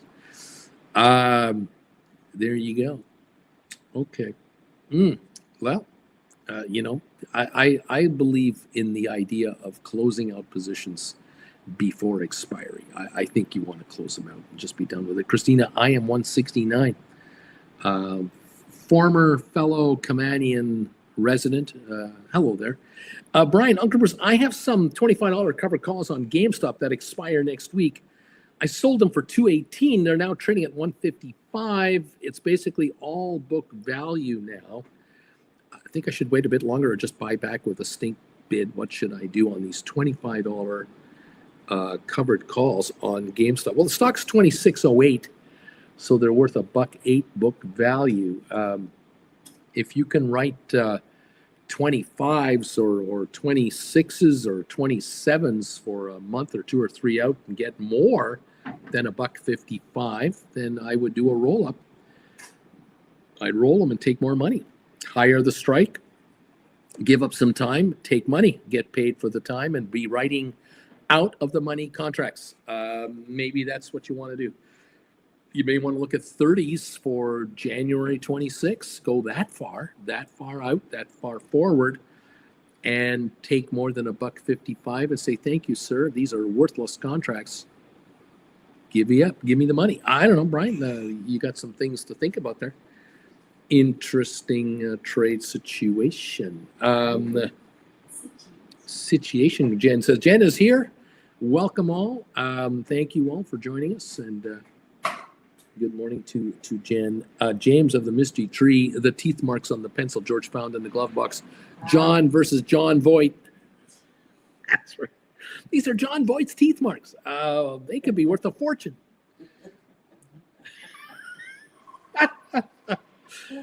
We did enjoy Seinfeld a lot. Oh my gosh. It's just, the show is made for many multiple in-depth trivia questions. Oh my God. I was just watching a clip last night of Jerry being interviewed by a gentleman about the show, and he said, could you have done the show in the last few years but not worked as hard as you did in the first few years? And he said, no. When you got a show that operates at this level, you don't let it go. You just do not let it go. If you want it to slip, that means you want out. You just don't do it. He said, we were, between myself and Larry David and my writers and my staff, we were exhausted 8 months of the year. Absolutely mentally and physically exhausted, putting on these 28 shows a year, 29 shows a year. 4 months we had to recover and come up with new show ideas. That was 10 years I'll never get back. They were great, but it was a lot of work. And no, we never thought for a second that that would be easy now. It was never easy. It was the hardest work I've ever done. I really appreciate those comments and an interview like that. Larry Titus, good morning, Auntie Jen. John Gill, good morning, Auntie Jen. Morning, Larry. Morning, John. Jeff Glass says, I sold some Jan 26 $35 Rocket Lab cover calls before the recent move up, and I got $225 for them. They've been over $3 since I wrote them. I'm wondering if I buy them back, will they then go back to $225, Bruce? Probably. You're the hex. I always felt that was my gift. That's your gift to humanity. We're down 82 cents today on Rocket Lab. I'm sure your calls are backing off today a little bit. Beach Boy, JFK's wedding cake, Uncle Bruce, Auntie Jen? JFK's wedding cake, Auntie Jen. Is it lemon pie? Yeah, I have no idea. She doesn't know what you're talking about. Maybe I'm jumping out of his wedding. He's on another level. Yeah. Are you going to jump out of JFK's wedding cake? Well, first I was going to make you a big one. Before I, really solidify plans for the rest of the day. You see, there's that too. There's that. Right. Well, I was thinking It's today Tuesday. would be the bacon, ham, and cheese. Bacon, ham, and cheese? No. No, today would be the egg, ham, and cheese. Oh, the egg, ham, and cheese. With ketchup on the side, bacon. Yeah. Clearly lacking in the brain department today. Yeah, Juan, I wrote June 20th put credit spread on Palantir, 80.85, and I got 68 cents for June 20. That's a month out or so for 80.85 on Palantir. And Palantir right now is 106.60. So as long as the stock stays over 85, Juan is going to clear 68 cents on his $500 move, $68 on 500, which is just short of 14%. Nice going. Juan, what a gal, Uncle Bruce. Beach Boy, Elaine ate it on Seinfeld. Tom, it was a Royals cake. A Royals cake. A cake from Royals. Crazy 49er. Uncle Bruce, I have my Palantir put credit spread 108.11 expiring in 3 days. Okay, 108.11. We're at 106.42. Hold and see if the stock recovers or sell for a $1,000 loss. What should I do? Well, you got a $3 spread going on I don't know how many. It's a $300 position per, and you got your credit, so whatever. And now the question is, do you want to do a roll or do you want to see if it recovers a little bit? We're gambling now. If you do a rollover, you can roll it maybe for 10 days expiry and move at the same time and put in those are credit spreads, put in a put spread, maybe put in an 80-85 put spread with a 102 to 105 call spread. again, you got to do some homework here. Tom, King George, I believe, Beach Boy. Tom, yes, it was. Juan, good morning, Auntie Jen. Tom, the golf clubs were Ethel Kennedy's. Okay. Crazy 49ers. Sorry, it's a put spread. It's a put spread, Crazy 49ers saying. So I have a put spread that's 108.11 right now with the stock at 106. Okay, yeah, all right. Everything in reverse, I suppose. Brian, Fed watch, 98% chance no interest rate change tomorrow. So that should be baked in, all about what the Rugman says right now. There you go. Yeah, well, we're going to see what Mr. So-and-so says tomorrow afternoon at 2 o'clock Eastern. Kind of go from there. 105.94 on Palantir. It's near the low of the day here so far this morning. Down 17.84. A lot of speculation on that Palantir stock. Tons. All right. Yeah, I read a neat little article yesterday in the Wall Street Journal talking about Roaring Kitty's former high school in Massachusetts, the largest in New England, where they put together students put together a stock pickers club. And the teachers, some of the teachers got together with some of the students. They put together a stock pickers club to have a competition. And the kids joined a national stock pickers club with high school students across America, all having certain criteria of how you can invest and what to do and so on. And quite a number of these kids did well. One of them became America's winner, was the best stock picker among high school students in all of the USA. And this was Roaring Kitty's former alma mater. Isn't that interesting? It was a little boy, a young man. Yeah. Was not a gal in this particular case. Isn't that something? Okay, James, the clubs were JFK's. Mr. Pitt was playing tennis with Ethel. I forget all this stuff. Brian, my friend Bob Sacamano, you can get a good deal on an international film. Tom, I'm bootlegging. I'm a bootlegger. Oh my goodness. Oh, Bob Sacamano can get you a good deal on a mink fur hat in the wintertime. Just don't whack it to get all the snow off of it inside of the roasters. And Kenny Rogers roasters, because the fur will just fly all over the roasted chicken. We don't want that. My goodness. Bobby Spider at 5:59 got me doing the Happy Iron Condor dance. Nice going there, Bobby. That's always a fun dance. The old Spider 5:59:08 dance there. James the Misty Tree. Don't do it. It's a rat hat. Don't do it. It's a rat hat. The white smoke is coming out of the Kenny Rogers Roasters location. It's already telling us. Oh, no. Sometimes I just don't know what to make of it. I just don't know what to make of all of these things. Welcome all to the program. Thank you for joining us today from wherever you are. I appreciate that Alberta is the only rat-free place in the world. I did not know in the world. Yes, I thought it was Canada.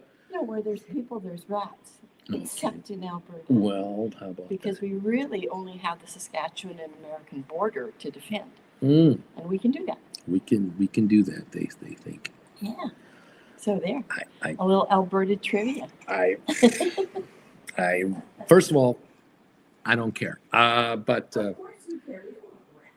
whatever it is, it is. I just, it's. I don't think you can even have a pet rat. I just like when you make money writing options. I just like this game. Oh yeah. SoFi is $12.59 right now. The low of the day on SoFi at $12.44. Just hit $12.60 on SoFi. So a little bounce back, still down 26 cents on the session. SoFi volume this morning, 8 million, quite quiet, 45 minutes in. This is not heavy duty at all. ASTS has recovered to only be down 47 cents. The ASTS got down to 23.77. It's now 24.22. So there's about a 40-something, 50-cent recovery over there. Rocket Lab is still down 76 cents at 21.72. The low was 21.50. 22-cent recovery at the moment on 1.9 million. GameStop 26.03 is the session price now. The low of 25.97 today.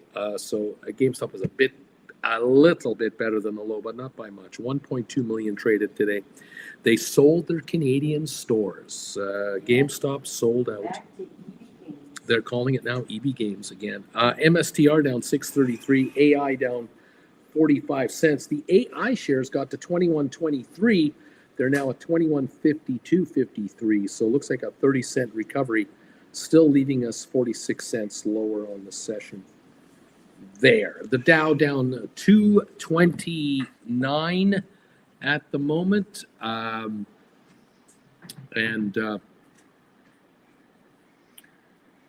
yeah, there it is. We're down 40 on S&P. We're down 173 on NASDAQ. The NASDAQ is down 0.95%.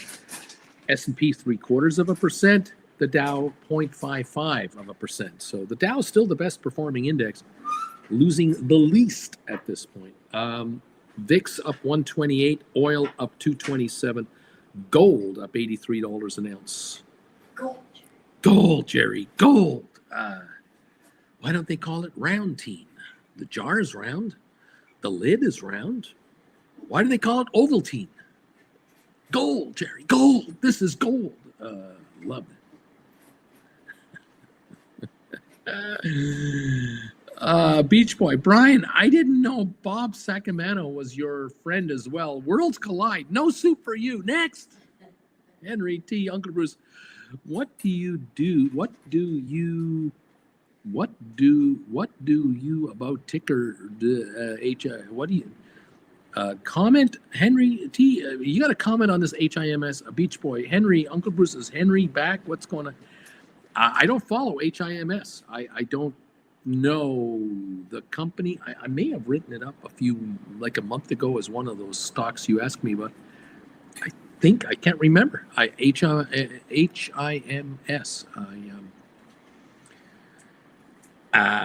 There you go.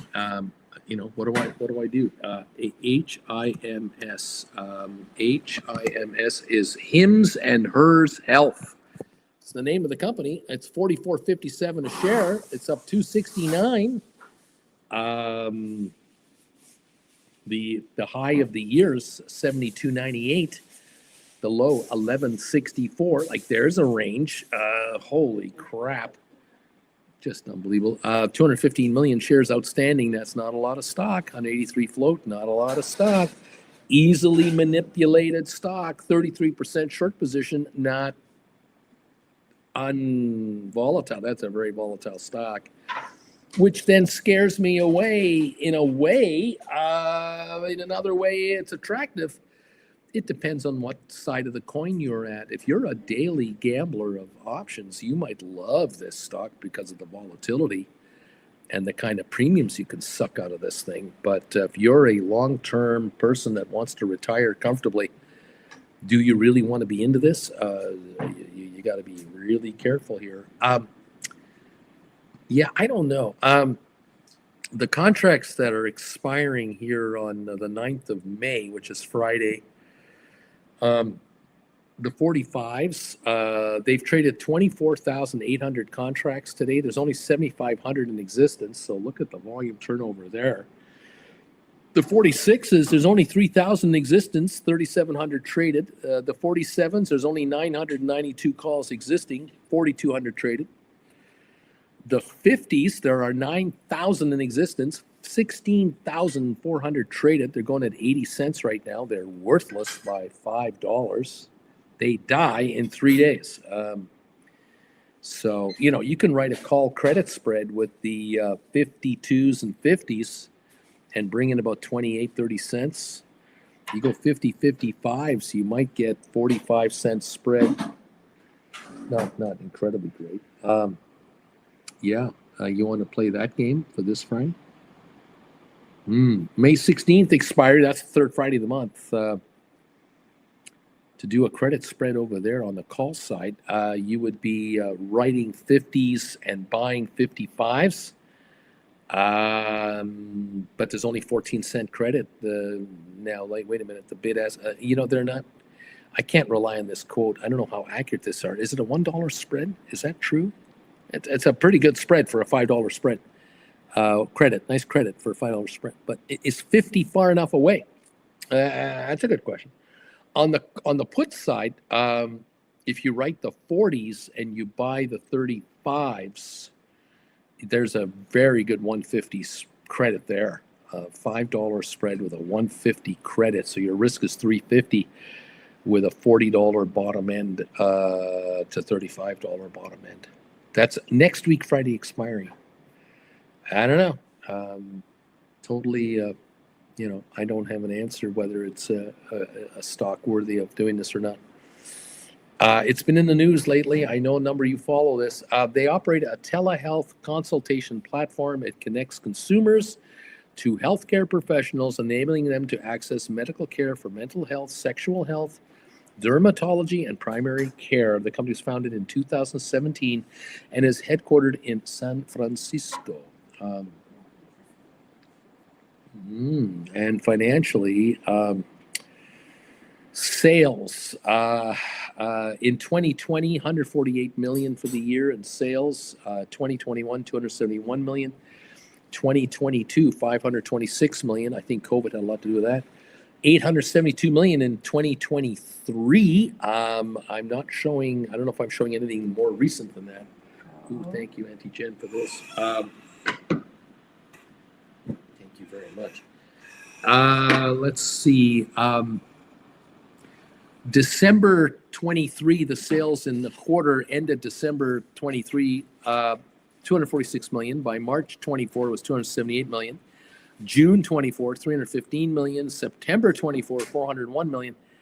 December 31, 24, 481 million. So an increase in sales, yes. But the company is a company that is net incoming 26 million in the last quarter, 75 million the quarter before that, 13 million the quarter before that, 11 million the one before that.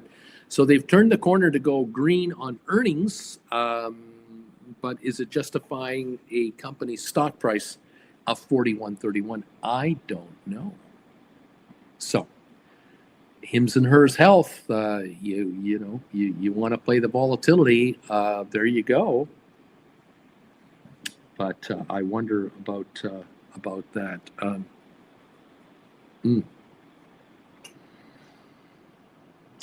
Headline here: HIMS stock sees profit pressure despite first quarter success. Analyst reiterates buy rating with a $61 target price. Okay.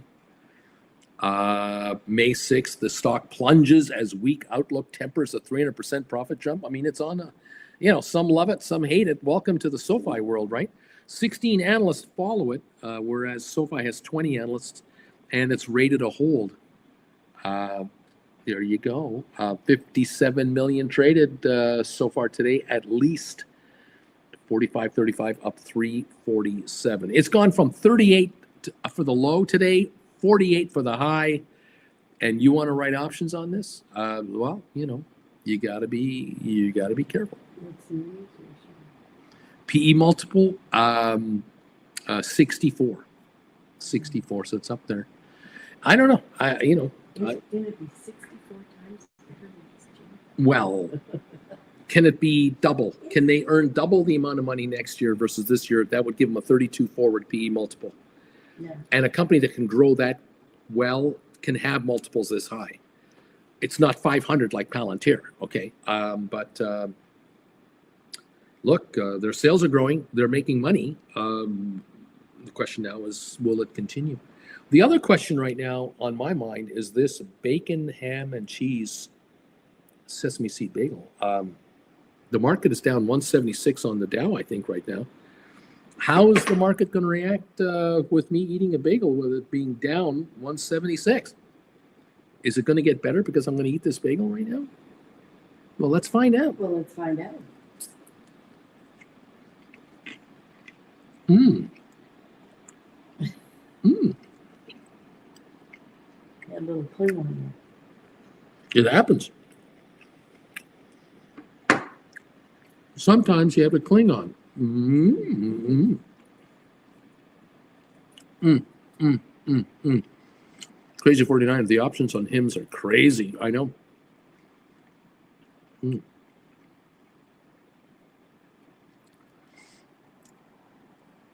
Tom says, I saw a good clip on Kenny Banya getting the part of Kenny Banya.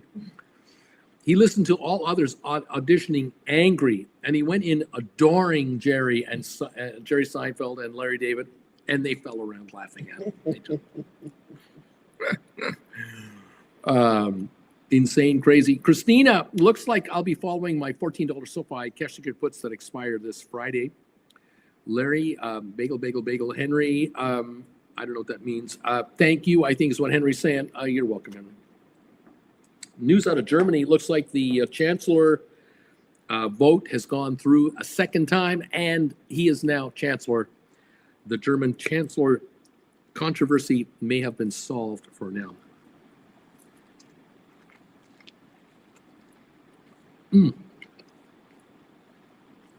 But underlying questions remain. How solid is that coalition government? 1264 on the SoFi. Just, it's a little better. We got down to 1244 today.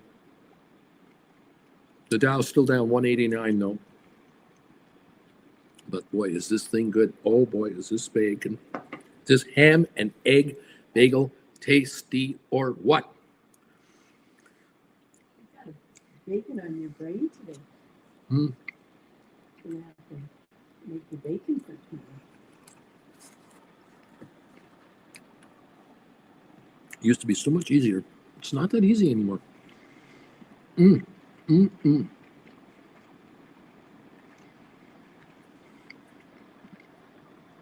Asagi says that HIMS inked a deal with Novo Nordisk, maker of this obesity drug. Bobby, how about this random ticker? SEDG just released second quarter positive cash flow in the Market Watch news today. Again, I have no idea what this company is. No idea.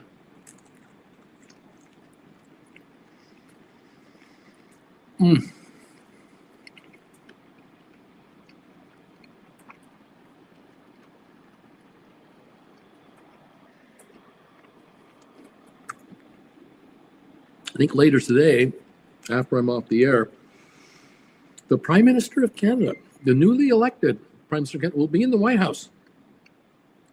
Will J.D. Vance attack him for the color of his tie? What's going to happen with that? I'm sure he doesn't show off his shorts.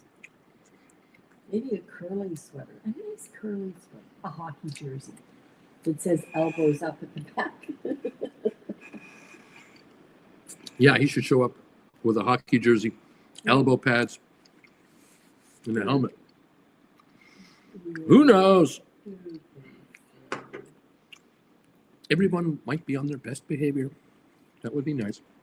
Well, I know that I would not want to be in Trump's seat because this man is a Rhodes Scholar.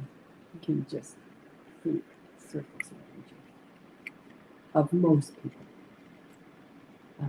So don't try to slip an alternate fact past him. We'll see how he plays us up, yeah.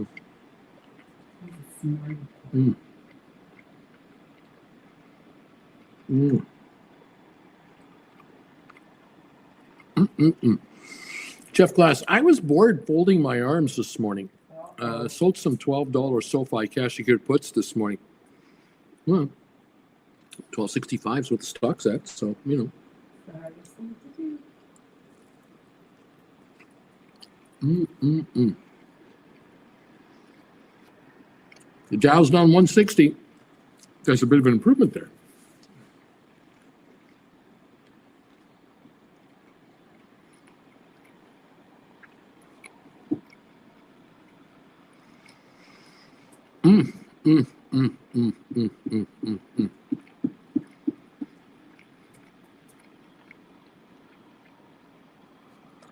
Giddy up, everybody.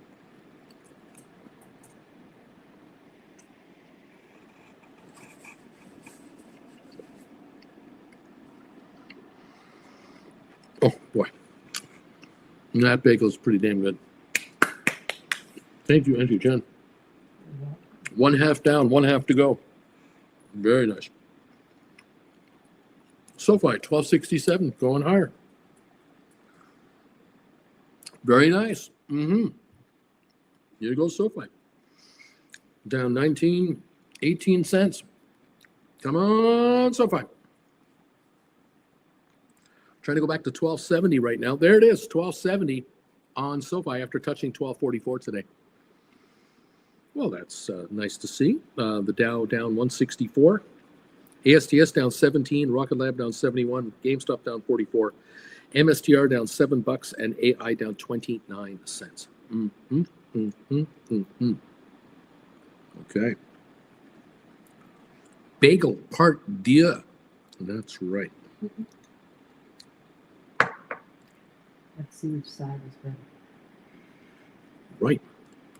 The right side? Oh, you're telling me the right side is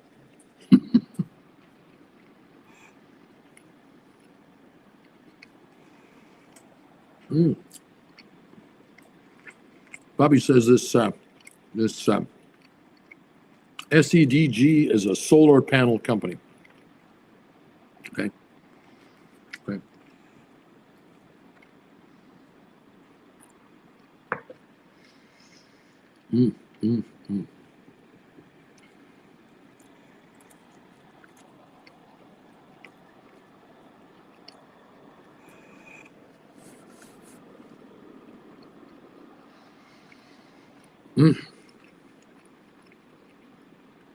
Very nice bagel today. Thank you for the 280 votes today for the question of the day. 62% of you believe that the U.S. economy is in a Trump recession right now. We have 176 thumbs up, 24 away from 200. Thank you for that too. That is fantastic.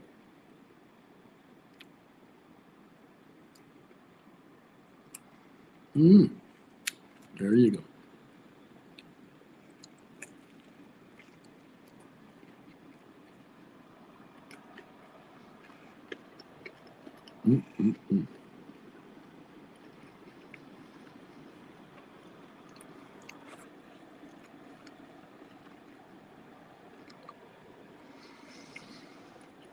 Oh my, bagel is delightful. We're only down 144 on the Dow. We're coming back up. Oh, it's a pretty good bagel. Yeah, it's a pretty good bagel, Jen says. What do you want? One hell of a good bagel here. The market's got to go up with this kind of a quality bagel in one's hand. I mean, come on. 138. The Dow is improving some more. Okay.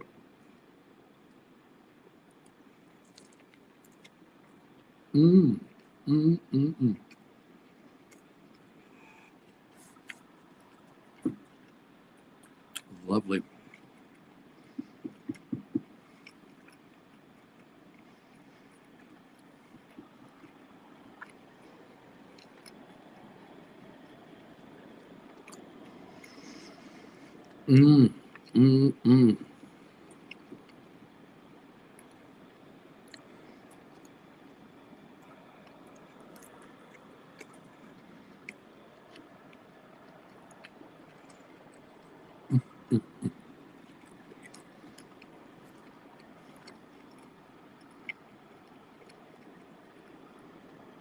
Down 127 on the Dow.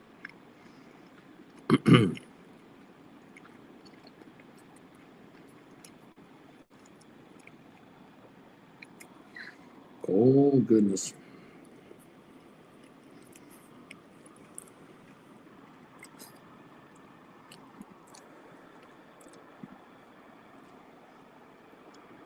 Yes, indeed.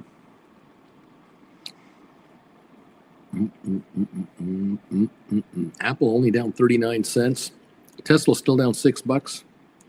Microsoft only down 67, Google down 43 cents, Amazon up 66, Nvidia down 72 cents. We have quite a number of the Magnificent Sevens about to go into the green territory here.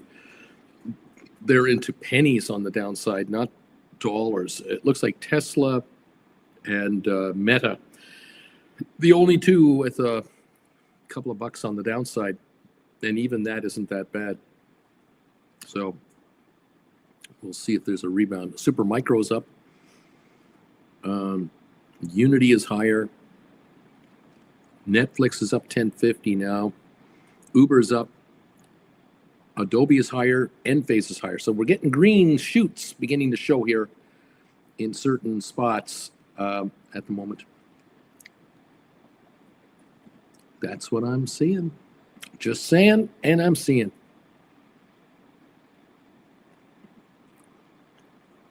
Giddy up. Let's go. 148 drop on the Dow. 157 now. Welcome to the program, you guys. Welcome to the show.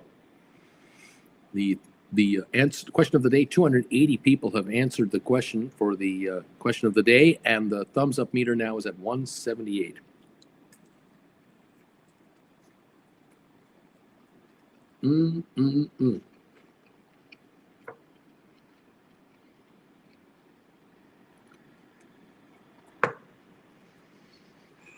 Oh, yeah.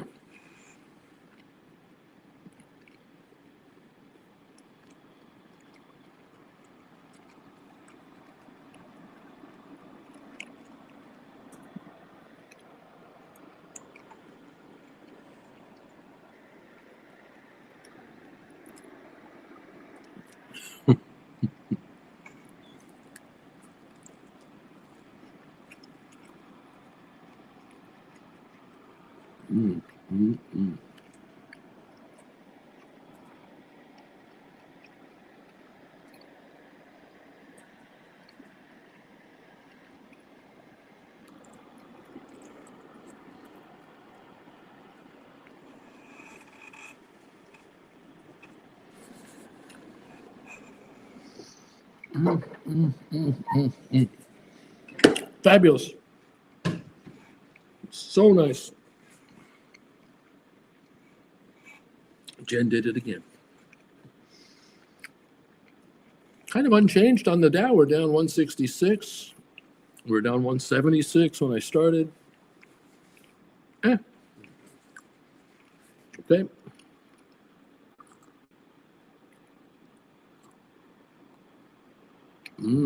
My.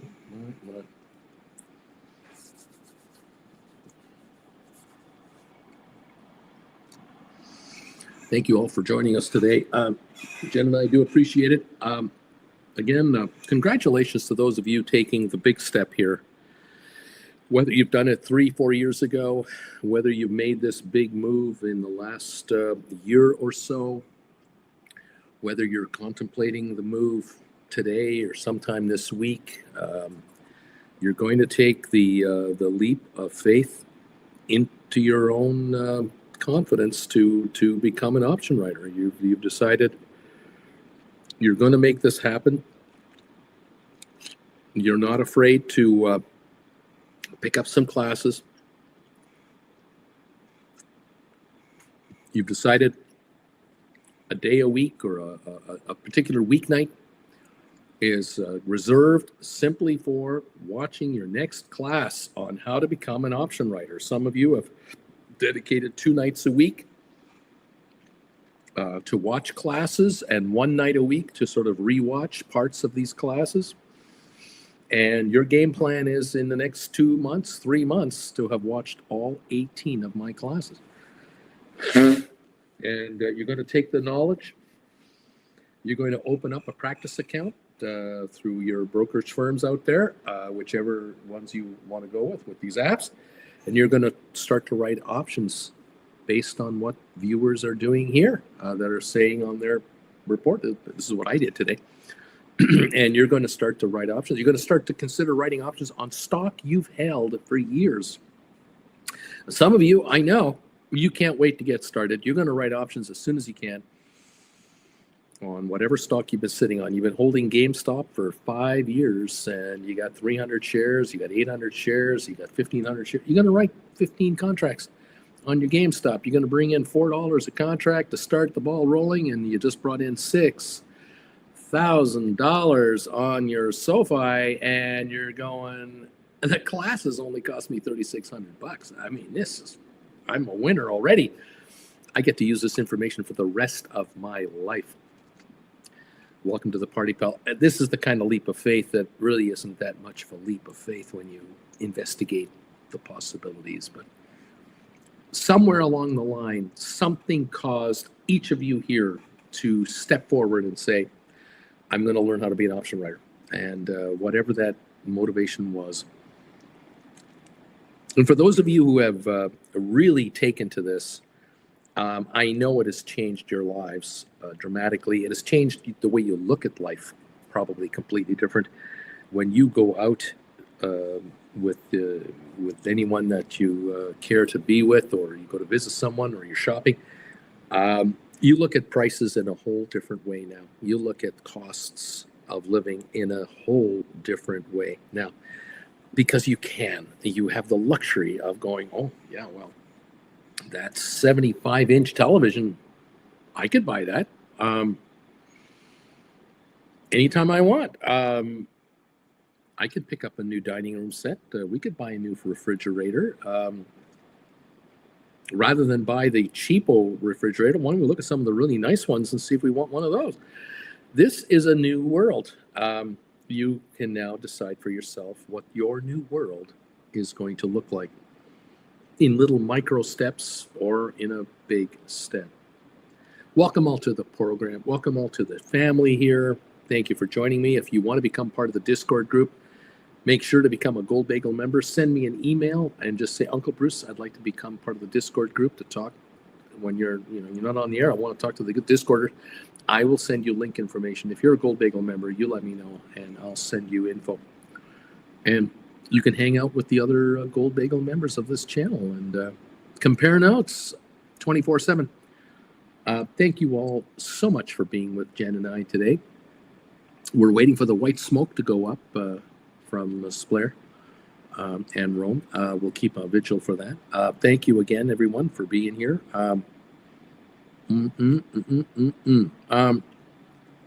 Corinne, I've been watching Nomad Push on YouTube about a Japanese guy riding around Japan on his moped. Well, that's an interesting channel.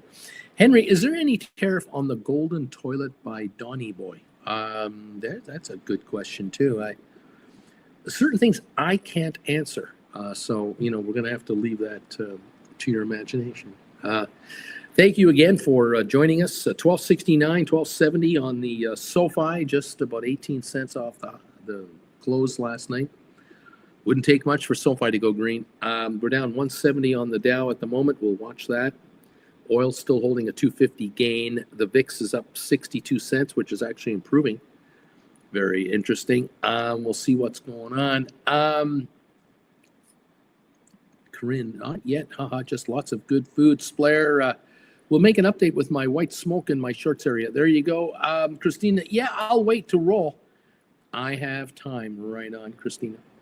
Well, kids, have a great rest of your day. If anything insane happens, I'll come back on the air. I'm going to be watching this Canadian Prime Minister's visit to the White House. We'll watch for that, see what happens there. In the meantime, thank you all for joining me today. Have a great rest of your day. Get a lot richer out there writing contracts, credit spreads, cash secured puts, and everything else. Keep the drive alive, and we'll visit with you tomorrow. Wednesday, the 7th of May. I look forward to it. Have a great rest of your session today. Charlie's saying thank you, everybody. Take care out there, all of you guys. Neat, neat. Juan is going with the knee emojis. Neat, neat, neat, neat. Get richer, kids. Let this market make you a pile of money. Let the gamblers take all the risks off of your hands. You're the casino. You let them gamble and take the sure bets, okay? Thank you again, everyone. Jen and I are going to say our goodbyes to you in 3, 2, 1. Bye. Bye.